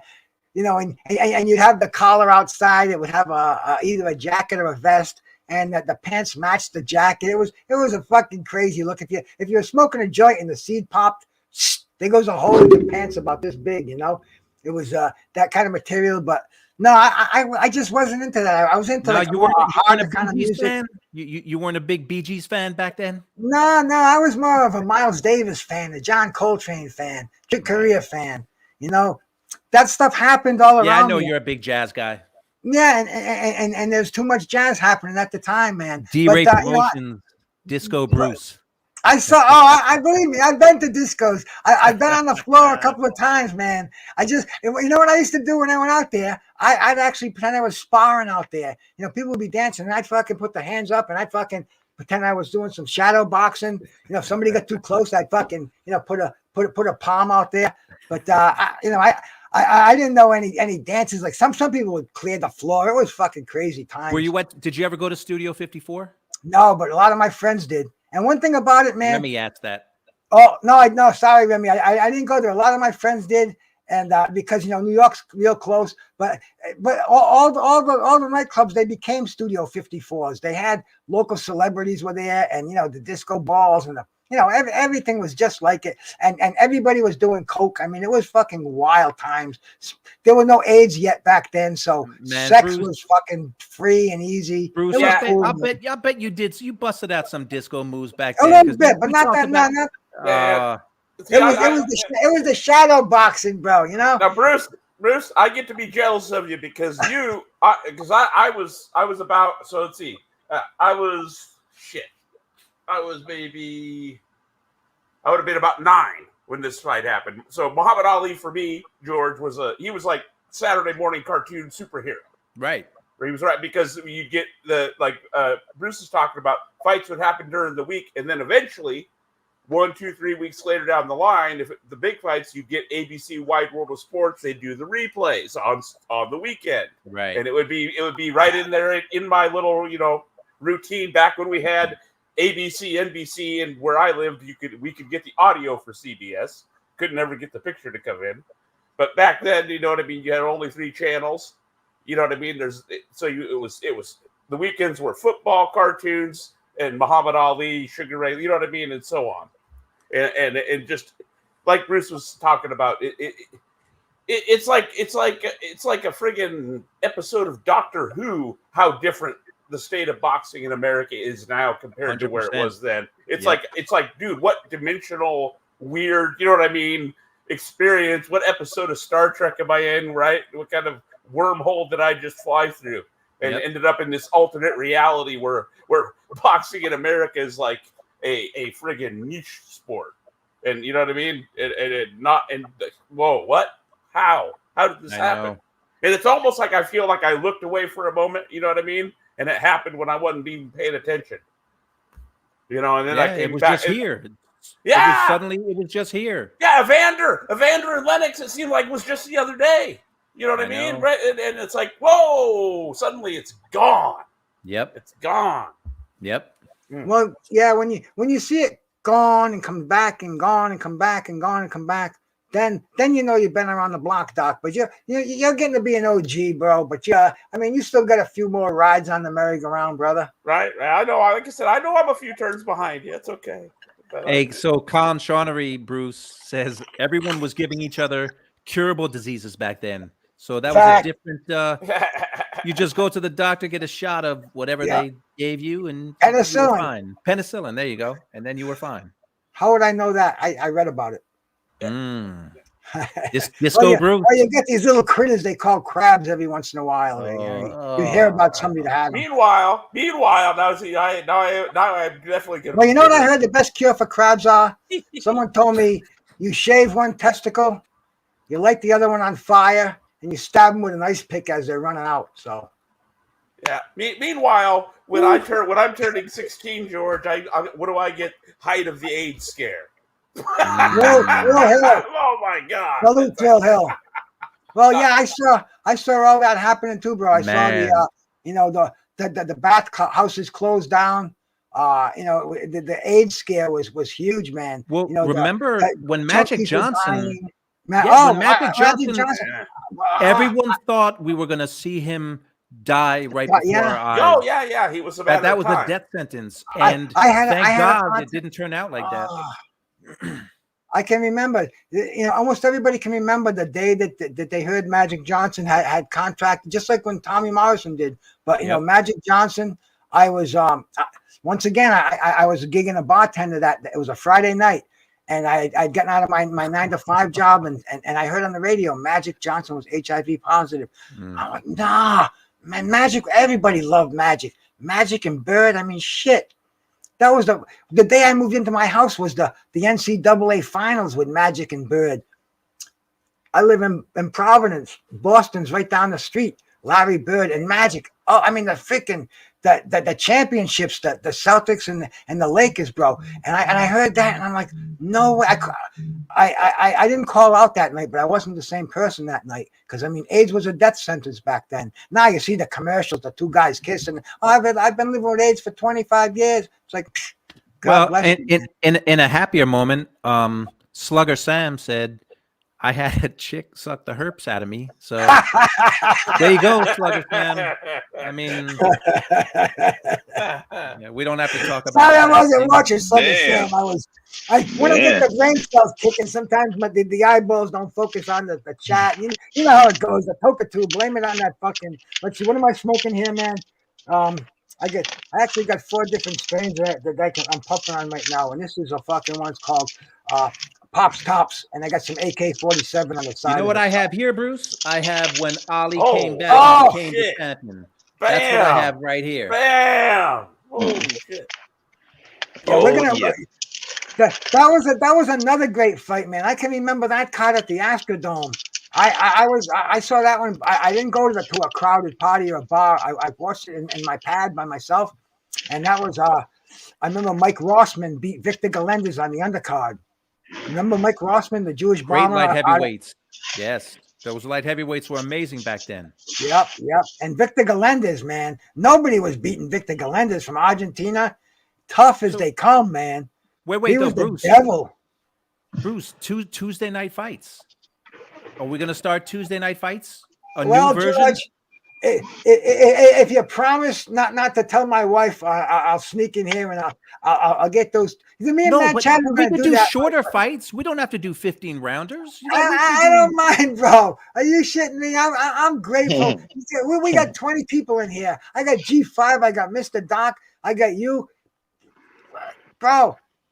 I think you're gonna have to. I'm gonna have to see it go down to 0 listeners, and you guys are saying, Bruce goes. Why don't you say your goodbyes, and we'll tell them all where we go.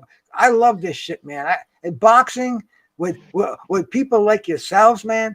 This is it's beautiful. I love it, man. I do, man. And Tuesday night fights, shit. This is the new Tuesday. Bruce Goes Network presents Tuesday Night Fights. Hey, I'm getting every show I get a strike on. It seems anyway. Bruce Goes Events. That's it. The new Tuesday Night Fights. You did it, Bruce.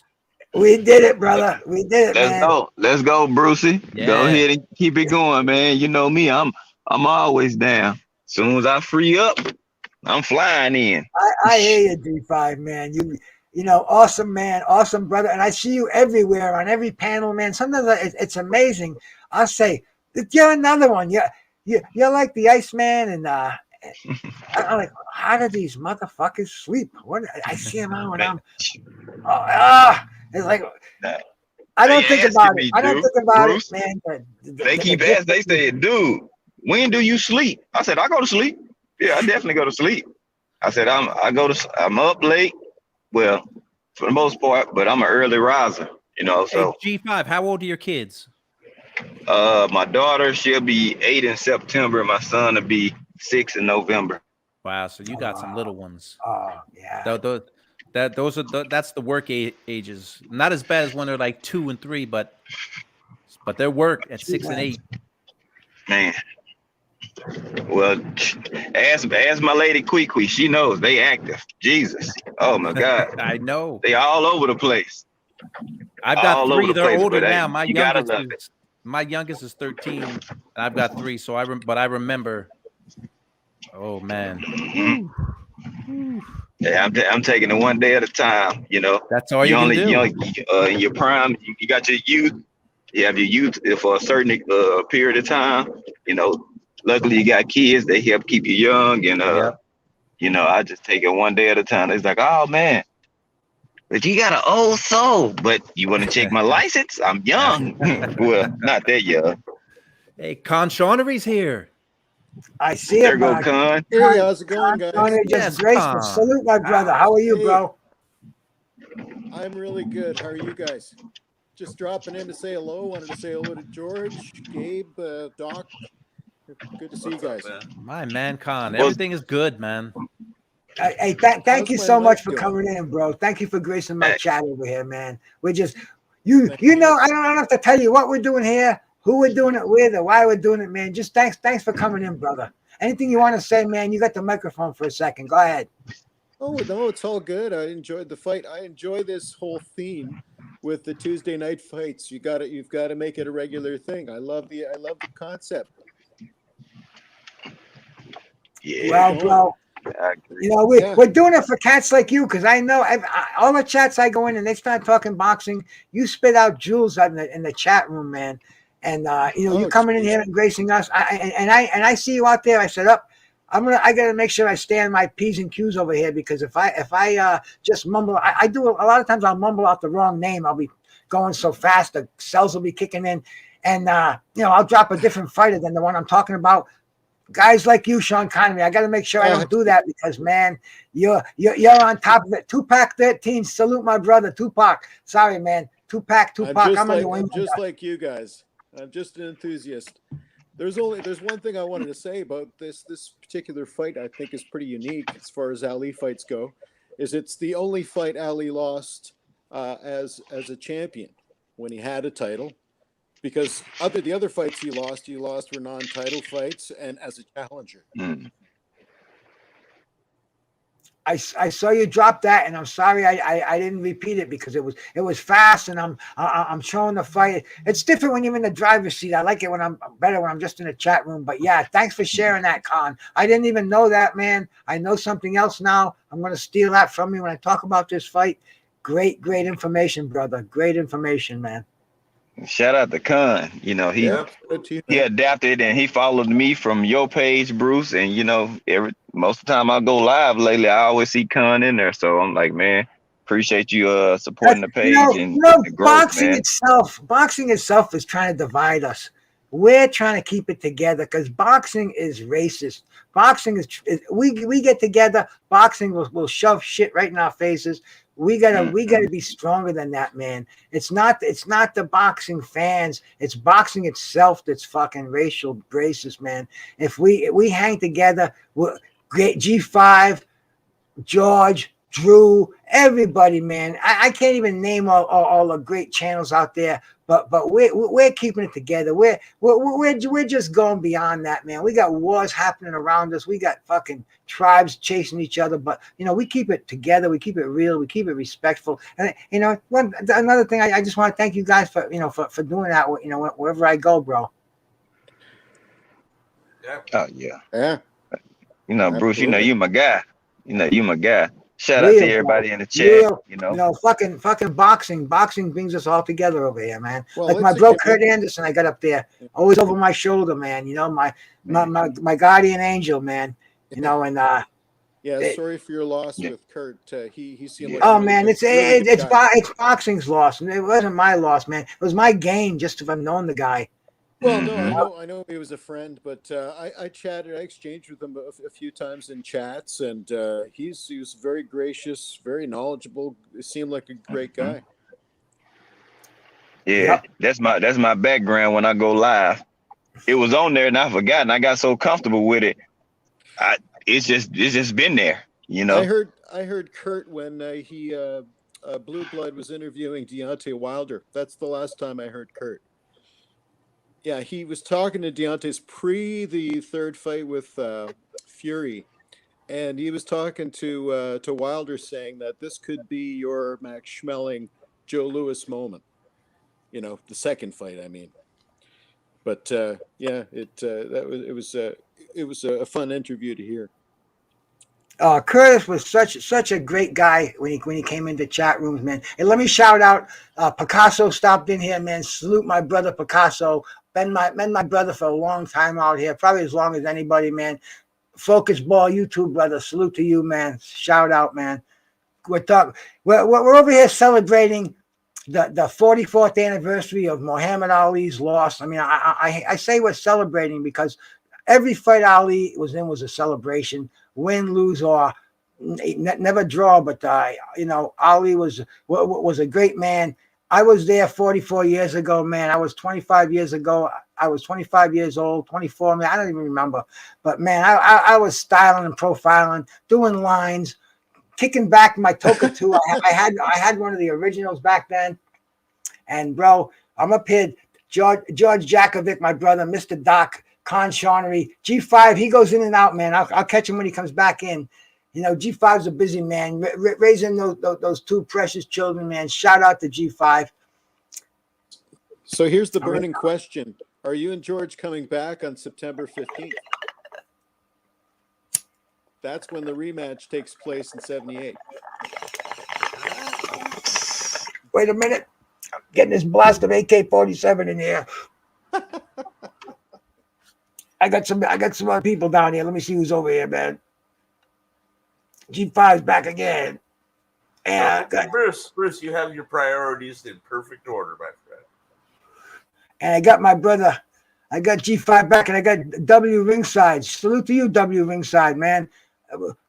I just met you a couple of days ago, bro. Shout out to you. What are you doing in here, man? And tell us all about yourself. Nah, man, and that's why I wanted to hop on real quick. This is my first time really tuning into your show. But I know we were in a panel together, or we were in a chat together the other day, and you were like, hey, I'm gonna be talking about this, so tune in. So I subscribed, and much love, man. A lot of the people that I already know, you know what I'm saying? G5, that's my guy. Picasso, my guy, you know what I'm saying? So a lot of people I rock with you. So salute to you, man, and a great show today. I just want to come in and show you some love.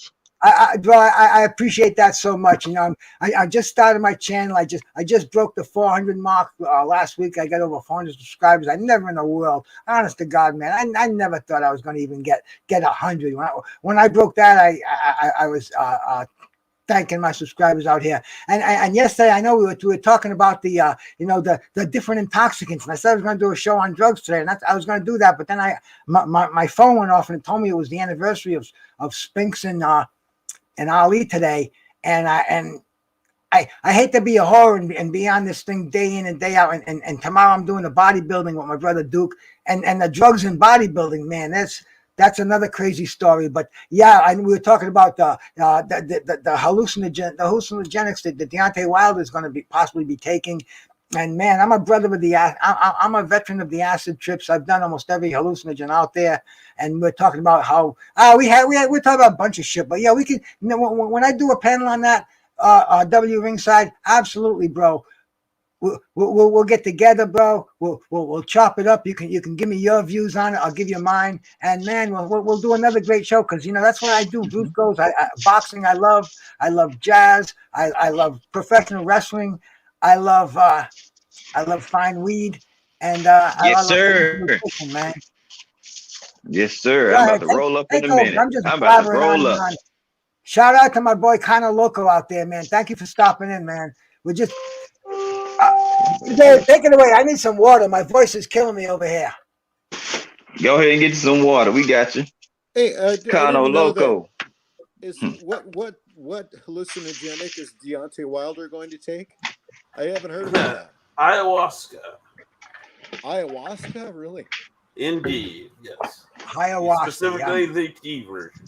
I know he gets in the hyperbaric chamber. I know he does that. No, this ayahuasca is a whole different thing, man. See, there are people that have they have I'm going to say clinics, but they're or retreats. Right. Where you pay a certain amount of money and you go there and you're gonna be given this ayahuasca. You talk about it. You talk about it with professionals, so-called professionals. I guess whatever the guru has for his certifications, but it's a psychedelic. It's like LSD, like mescaline, like mushrooms. To me, none of them are stronger, none of them are weaker. It all depends on how much you take and how you did the one. Tyson did the one that he said destroyed his ego, though. The Toad. Well, the Toad.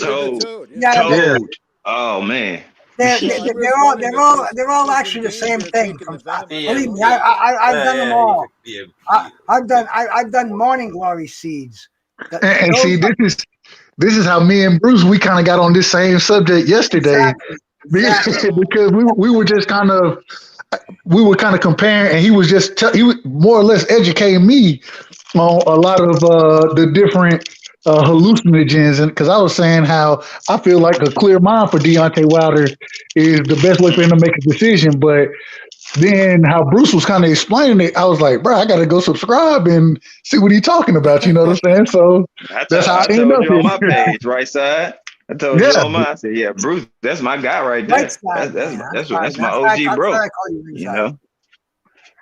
No, hey, it's all good. A lot of people call me ringside, but it's right side. It's right side out here all day. So right side.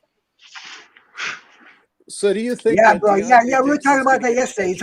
Because it comes from the ground, and I was saying, man, coke. That doesn't even have to be refined because you were talking about the chemicals they add to it. All you have to do with cocaine is just, take the alkali out of it, and it becomes a powder, and that's fucking. Even without it, those guys chew it all day right off the plant. No. We were talking about opium because you were saying poppy. Yeah. And I was saying because I was thinking.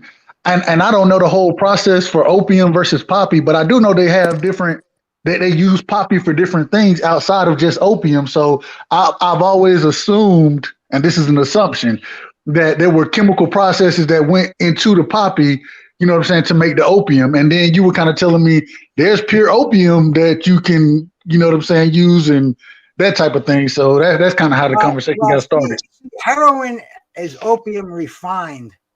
It's the same thing. It's a central nervous suppressant, and it's like heroin, but it's opium. You can cut the poppy seed bud with a knife and get the milky raw opium that comes out. And once that's refined, and what they do is it's heated up. They add an acetone to it, and then they extract that, and it becomes a powder, and it's refined again. And it really is.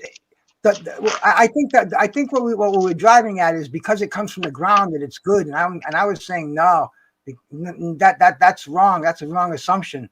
No, my thoughts was because it, and I think we were kind of comparing it to weed, and I was saying, with a bud, you could go and pick that off the plant, break it down, and roll it up. You feel me? No, totally different. Right. And that was my problem was the other stuff that we were talking about, because there were chemical processes behind it. I don't like anything dealing with other chemicals there's a difference between it being natural and then it being natural, but then chemicalized. I don't even know if chemicalized is a word, but you know what I mean. One of the cleanest psychedelics you can get would be LSD, lysergic acid 25. And it comes in a form where it's so small that you need like a magnifying glass to keep your eye on the dose if you're going to cut it in half with a razor blade. And this is a chemical form, and the plant form that Wilder's going to do, that's got a lot of impurities to it. And the gurus, they boil it up and they take the impurities out of it, because a lot of that stuff has toxins in there, and the hallucinogen is very similar to the toxin, bro. You have to be real careful. Like strychnine, it hallucinates the rats before it kills them. So it's very dangerous to do. People have died, doing that. Wilder can do what he wants to do, but if he wants to listen to me, I'd say, bro, don't do it, man. And I'm with you. Stay away from that. Stay away from it. Go ahead, Conch. Go ahead. He seems to be into alternative stuff, this hyperbaric chamber thing, which is a little bit weird. I'm not saying it's a hallucinogenic. Yeah, but those aren't the same, bro. This is no. He's using it for regenerative things. You don't need to have the right people around you to sleep in a hyperbaric chamber, though, bro. Yeah, I know, but I mean, he's doing things that are a little bit odd. I mean, Joe Namath is the first guy I ever heard of. Bro, the government did this to Whitey Bulger back in the 50s. with what hallucinogenics? They use LSD for mind control to alter your thoughts and to try to rehabilitate you. And that's what that's basically the same thing that Wilder, the same track. You're altering different thought processes. Through the psychedelia fucking world or the counseling that goes with it. But to me, it's really it's been studied for 50, 60 years, and it's still not mastered. And my look on that is just, man, stay away from it, bro. It'll work for some, but it could fuck up others. Notice of lots. Thanks for coming in. Volts UK, man. Salute to you, man. That's just my thoughts on it. I'm glad I could say them on here instead of typing them like I was trying to do. It's a lot easier to talk than to type, but I agree. The exact same thing, man. One thing I that was real interesting was when his lady was talking about it. She was talking about how you might need to be in a pamper, and it might make you a great boxer, but it might make you this, or it might make this. I'm like, bro, so you don't know what's going to happen. You have no clue what's going to happen. I don't want it. Stay away from that. Stay away from it. So that was. And believe me, you have to sign all kind of waivers before you take that. You have to absolve all kind of litigations. Yeah. I mean, anything could happen. Anything could fucking happen, bro. My only question is, what is he hoping to get from it? I don't know. Weird. I don't know. He said he was hoping that it will help him make a decision on whether he should retire from boxing or keep boxing. That's what he said, not me. He said that. Well, believe me, back in the day when people were taking acid, they used to actually have what they would call the electric Kool-Aid acid trip, where the Grateful Dead was the band. They were called the Merry Warlocks, and this guy named Ken Kesey. You can do research on the names. And Jack Kerouac, they would gather people together and they'd give them this Kool-Aid laced with LSD, and fucking 150, 200 people would trip sometimes for days, listen to the same music, and that's what acid does to you. It breaks down wills, and you just kind of You ever tried that sensory deprivation tank stuff? That's supposed to be that's natural stuff. That's you're supposed to take it in conjunction with a hallucinogen. That would be a bummer. I couldn't do that at all. Yeah, I that's somebody else controlling your trip, man. Right. But at the same time, you got to have the right people around you. You can't have you cannot have the wrong people around you to do this. It can go very, very wrong. Big fact, Doc. Listen to the man. He had his nonsense on here 24 hours a day. I do. And what he just said right there, it was fact. You don't want to do acid amongst the wrong people. That will fuck up your fucking trip. Bad. Yeah, I mean, we're talking arguably Mount Rushmore. Bad idea. Okay. Man. Bad idea. Oh, right. I've had to pull people out of situations I knew were going to go bad. You stop even talking to these people. You're fucking tripping, fucking nut. Come with me before you get your ass fucking stomped in, and you're gonna see fucking rainbows shooting out where blood is really coming out. I mean, that's how. That's how. Never did acid. So. Well, let's just say, like I said, don't do it. You do not around the wrong people, man. It's bad idea. Bad idea. Like we're talking. Let me shout out my brother Rapstar for stopping in my room, man. Salute to you, bro. Thanks for coming in, brother. One love, man. One love over here. Boxing.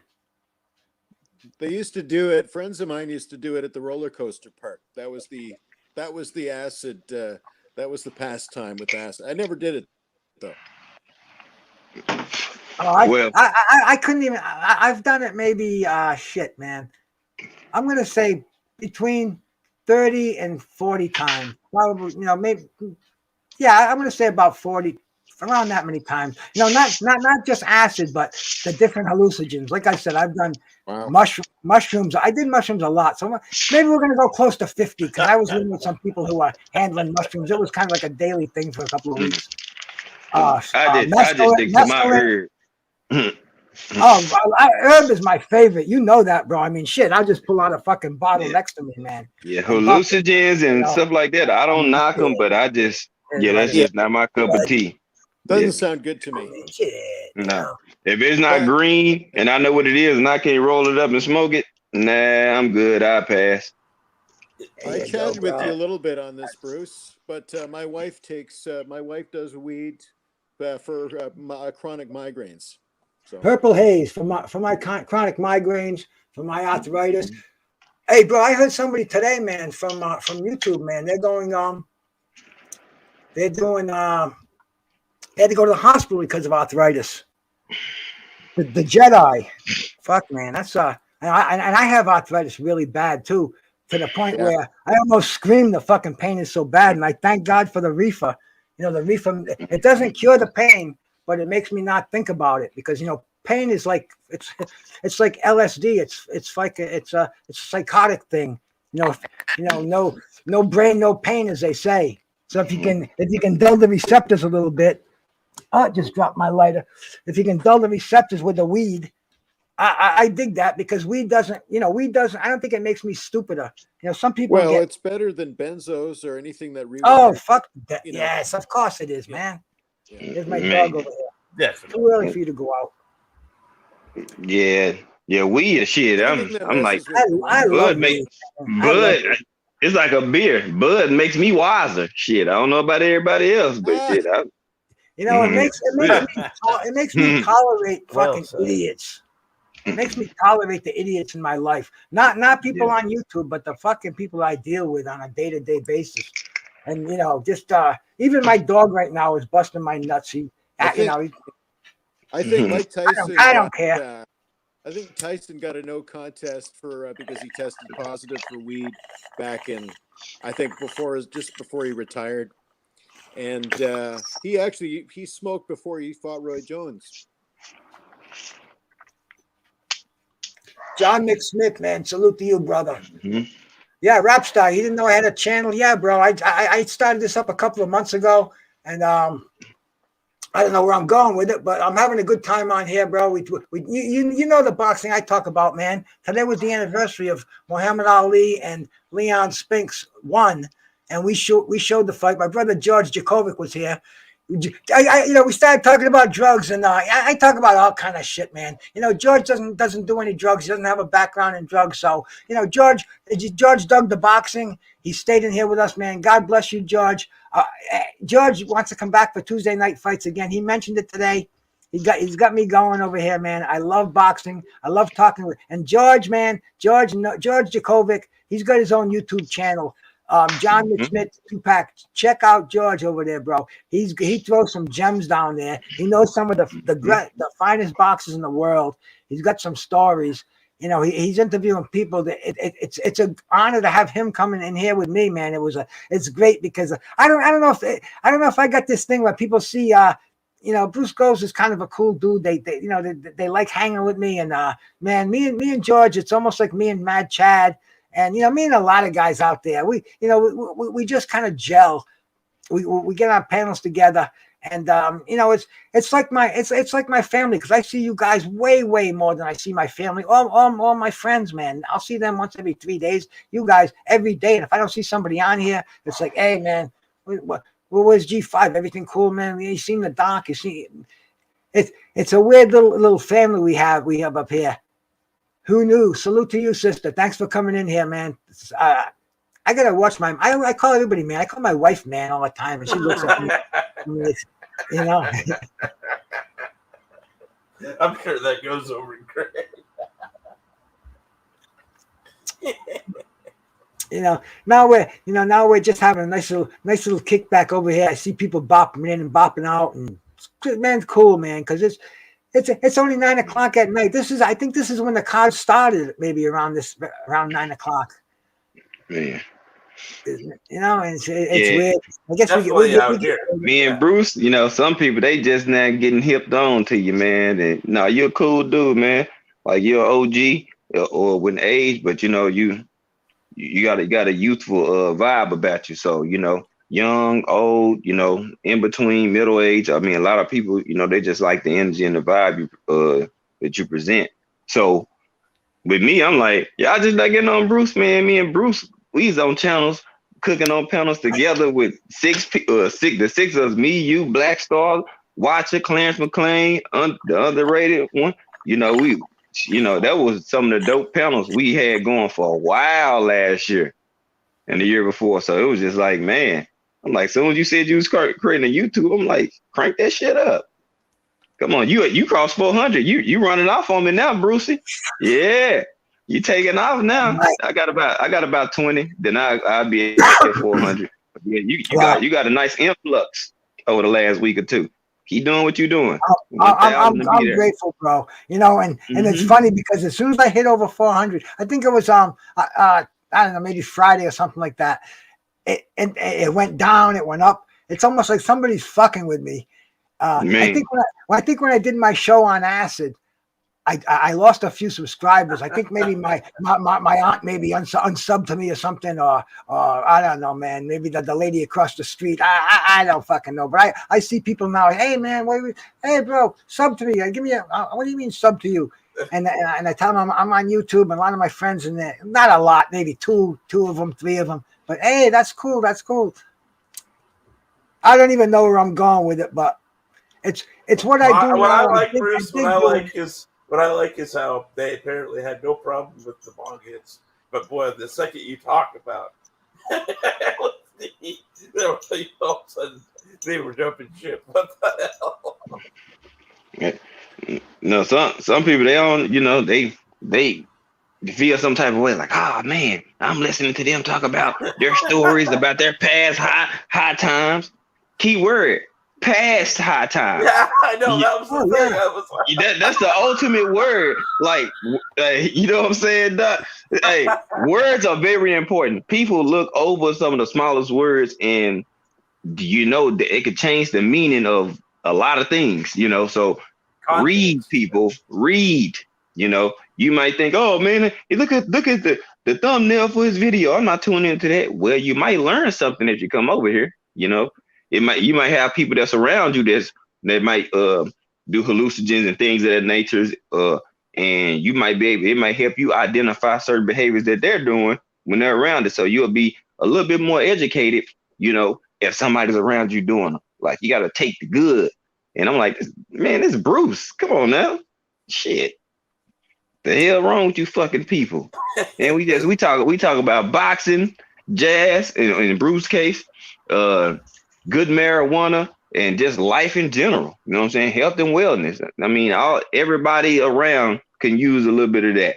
So, man, keep doing what you're doing, Bruce. That's what I say. I'm boxing, the music, life. If y'all haven't sub, come on over here. Come on, tap in with G5. You know what I like to do, G5? I like to share the experiences I had, because I fucked up a lot of years with drugs, man. I can tell you fucking hell stories about fucking different different fucking horror shows with opiates, with heroin, with fucking cocaine. I mean, all that stuff. It's a one-way street. Believe me. There's no pot of gold at the end of it. Reefer is the only thing that I am so, I advocate for it. I don't see any downside to it. The only downside is when you got no bread to get anymore. That's then you got to go out and work even harder. But that's cool, because to me, you can always work way harder, and weed costs almost nothing compared to what I used to spend my money on back in the day. Shit, man, I used to go to the bar and drop fucking $50-$70 a night, and come home with a hangover. Come home with a headache. Now, man, right? Half ounce of weed will last me for a fucking week, and and I can. I don't get my wife's happy smoking it. My wife doesn't drink anymore. Well, my wife still drinks occasionally, but she doesn't smoke cigarettes. After smoking cigarettes for 50 years, she quit smoking cigarettes during the pandemic. She couldn't sneak out anymore. I quit doing four different pharmaceuticals. Benzo, I quit doing. I was doing lorazepam. I was doing OxyContin for 8 years. I quit doing that. I was doing fucking Neurontin. Gabapentin, I think they call it now, for a neuropathy in my feet. I walk now more, and I eat better. I stopped eating really healthy for not as healthy as I was because I was a bodybuilder. I was into nutrition.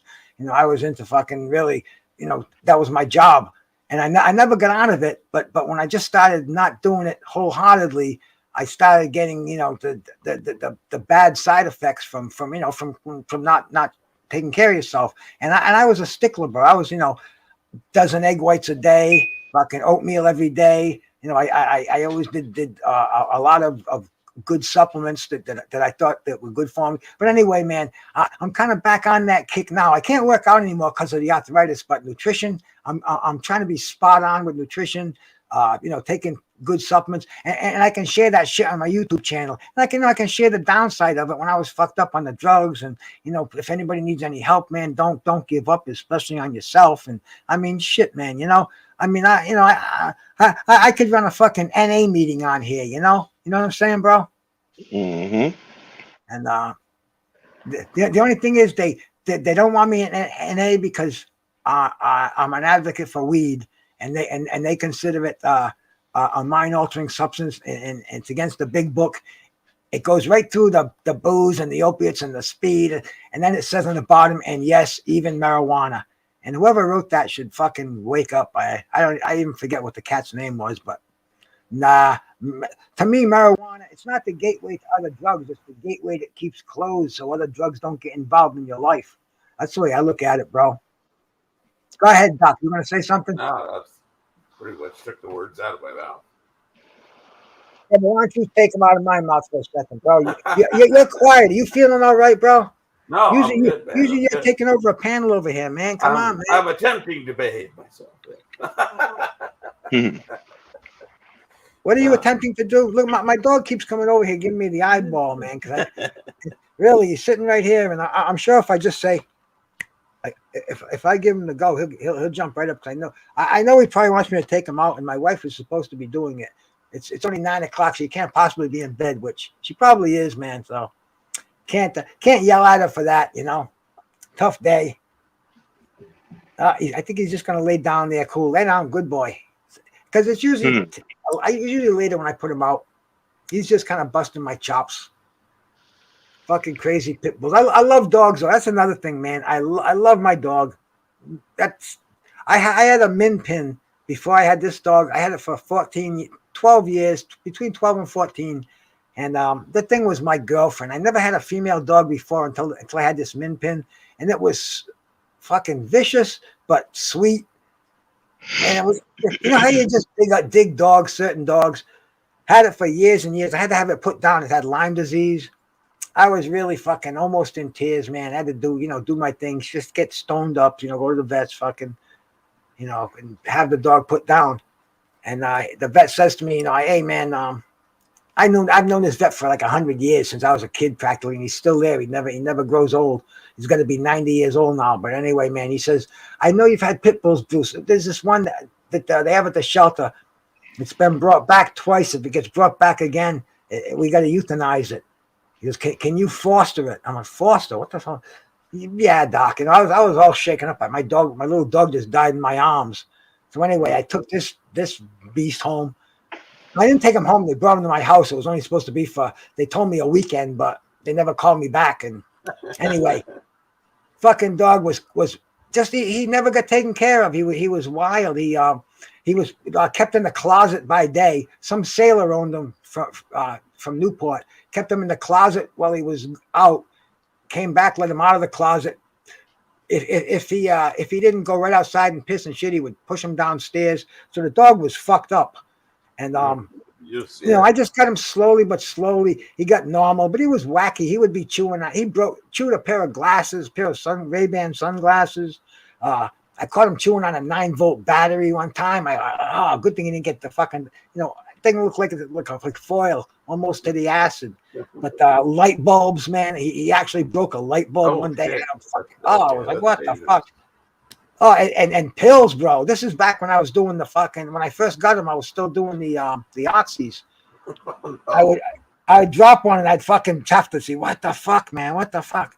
But anyway, he's cool now. Just a lot of love, a lot of attention, a lot of walking around. just calming him right down. It's like he's my best dog right now. Smart as a fucking whip. Pisses down manhole covers, down sewer grates.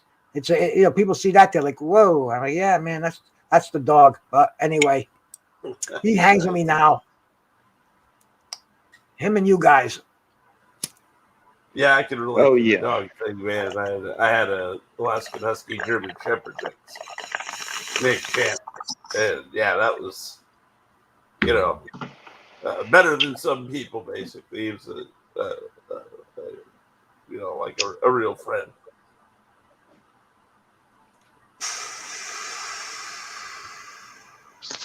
Hey, Bruce, man, I appreciate you having me on tonight, man. I got to get my son to bed. But definitely next time you hop on, I'm looking for you, and I'm definitely gonna be here and supporting the channel, bro. Much love. Much love for you, brother. Thank you Right so much for side. this time, man. G5, Good always. dude. That's my boy. Hey, I'll be live here shortly. hey, I'll pop up. I got to get him to bed first, so that's gonna be a little process. But after that, then I'll be free to rock. All right, bro. Yeah. We're right behind you, man. I've been on for more than I thought I was going to be on, bro. Peace to you, right side. Thank you, brother. Real quick, the only other thing, hey man, Tuesday night fights, man. I'm all for it. Just to let you know. So I'll be here if you rocking with it. Yeah, I think the consensus is out with George and me, and it seems like a lot of the family out here is digging on the idea. And hey, man, Tuesday night fights, bro. That's basically what I was weaned on. Not weaned. I was already digging boxing like a bastard. Got cable TV, and all of a sudden you got Tuesday night fights. You got Friday night fights. You got HBO. You got Showtime. It's like wow. And man, let's bring back Tuesday night fights. Con Seanery's digging is made the final vote over here, so it looks like it's a thing. We'll dig up a couple of a main event and a co-main event, and we'll do them on. And anybody has any suggestions, bro, just put them in the chat underneath. Drop me an email. You got my emails going through the bottom out there, and we'll do those fights. We can chop them up if you want to come on here and chop them up with us, man. Hey, man, we're one family out here, and you got a platform with Goose Goes, Boxing, Jazz, and more, man. No, not a problem. Anyway, I'm kind of going to dip off myself because the dog is fucking eyeballing me, and I got to make sure my wife is still with us over here. So, Doc, say a couple of words, man, and I'm going to pass the G5 after that, bro. Well, it strikes me. It struck me as we were watching the end of that fight there that I remember Davey Pearl. He also did Leonard Hearns, the first Leonard Hearns fight. The referee, same referee, and I remember being pissed off because I was just a kid. I didn't know any different, right? I just was pissed off that Ollie lost that time, and I was more righteously pissed off the second time because we were pissed off that they stopped the fight, Leonard Hearns fight, the first one. Even though Hearns went through the ropes, it was a different era, folks.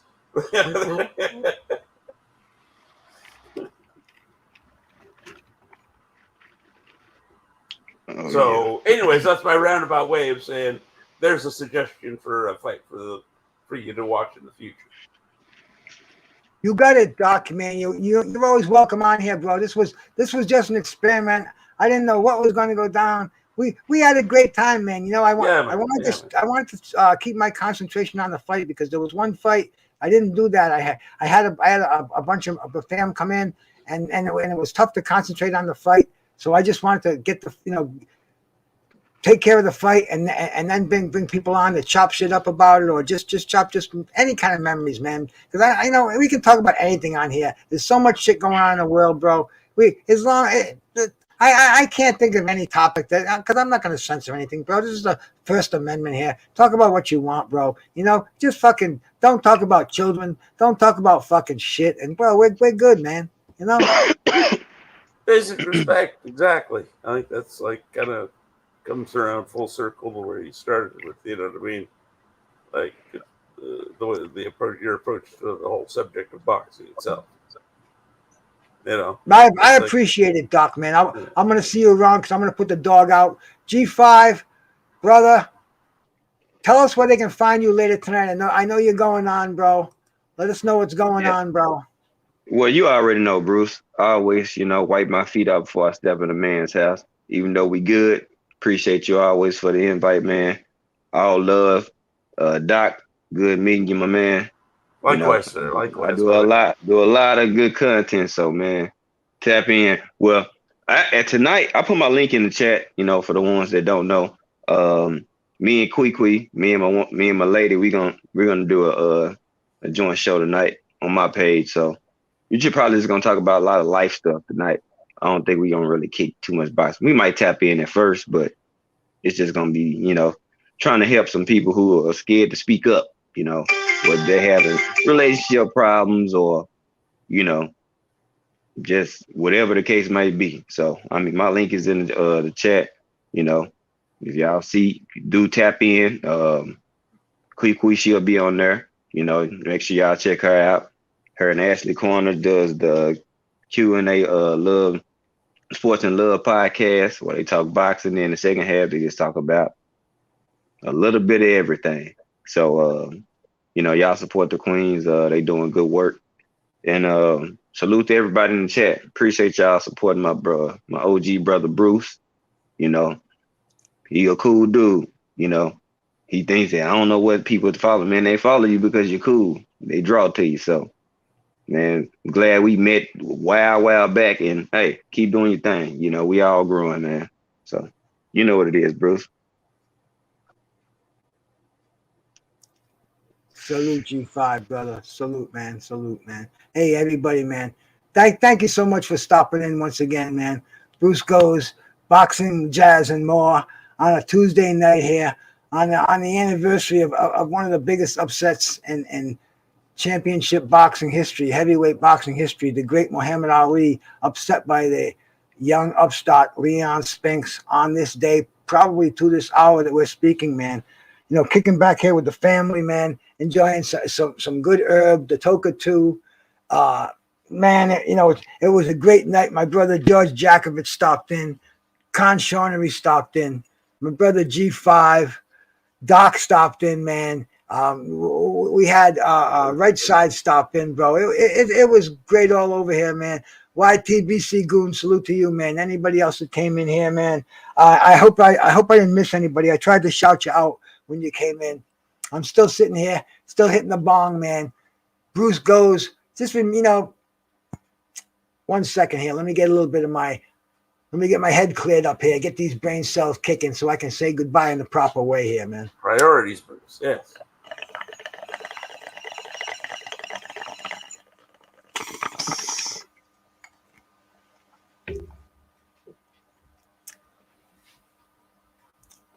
Hitting on a nice smooth hit of that AK-47. It's got a little more of the indica in there to get me in a little more relaxed state of mind for the evening, the rest of the evening. It's only 9:30 in there.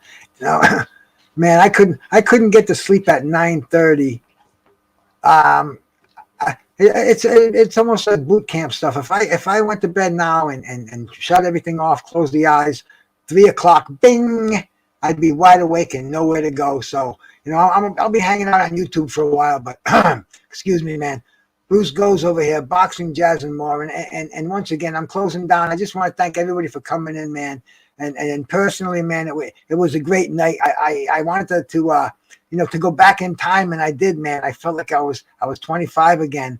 And Leon Spinks, he just died last year. He was 67 when he died, man. And Marvin Hagler died at 66, and Ali at 75. I couldn't believe it when I heard that either, Bruce. It's already many years since we lost Hagler.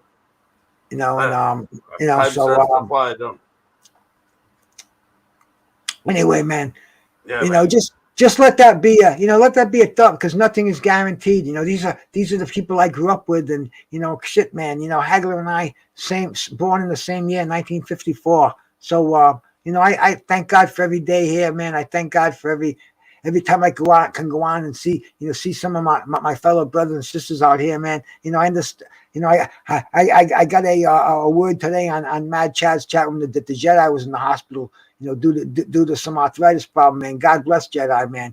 Say your prayers for him because we're all one out here, man. We all love boxing. We love many things, but we get together and we relate to each other. And man, just don't take anything for gratitude, man. Like Warren Zevon said, enjoy every sandwich, man. Nah, bro. Oh man, there's a name. There's a name from the past. So thank you so much for coming on here, man. Peace out, Doc. I'm sorry, man. I was babbling on. You want to say something, bro?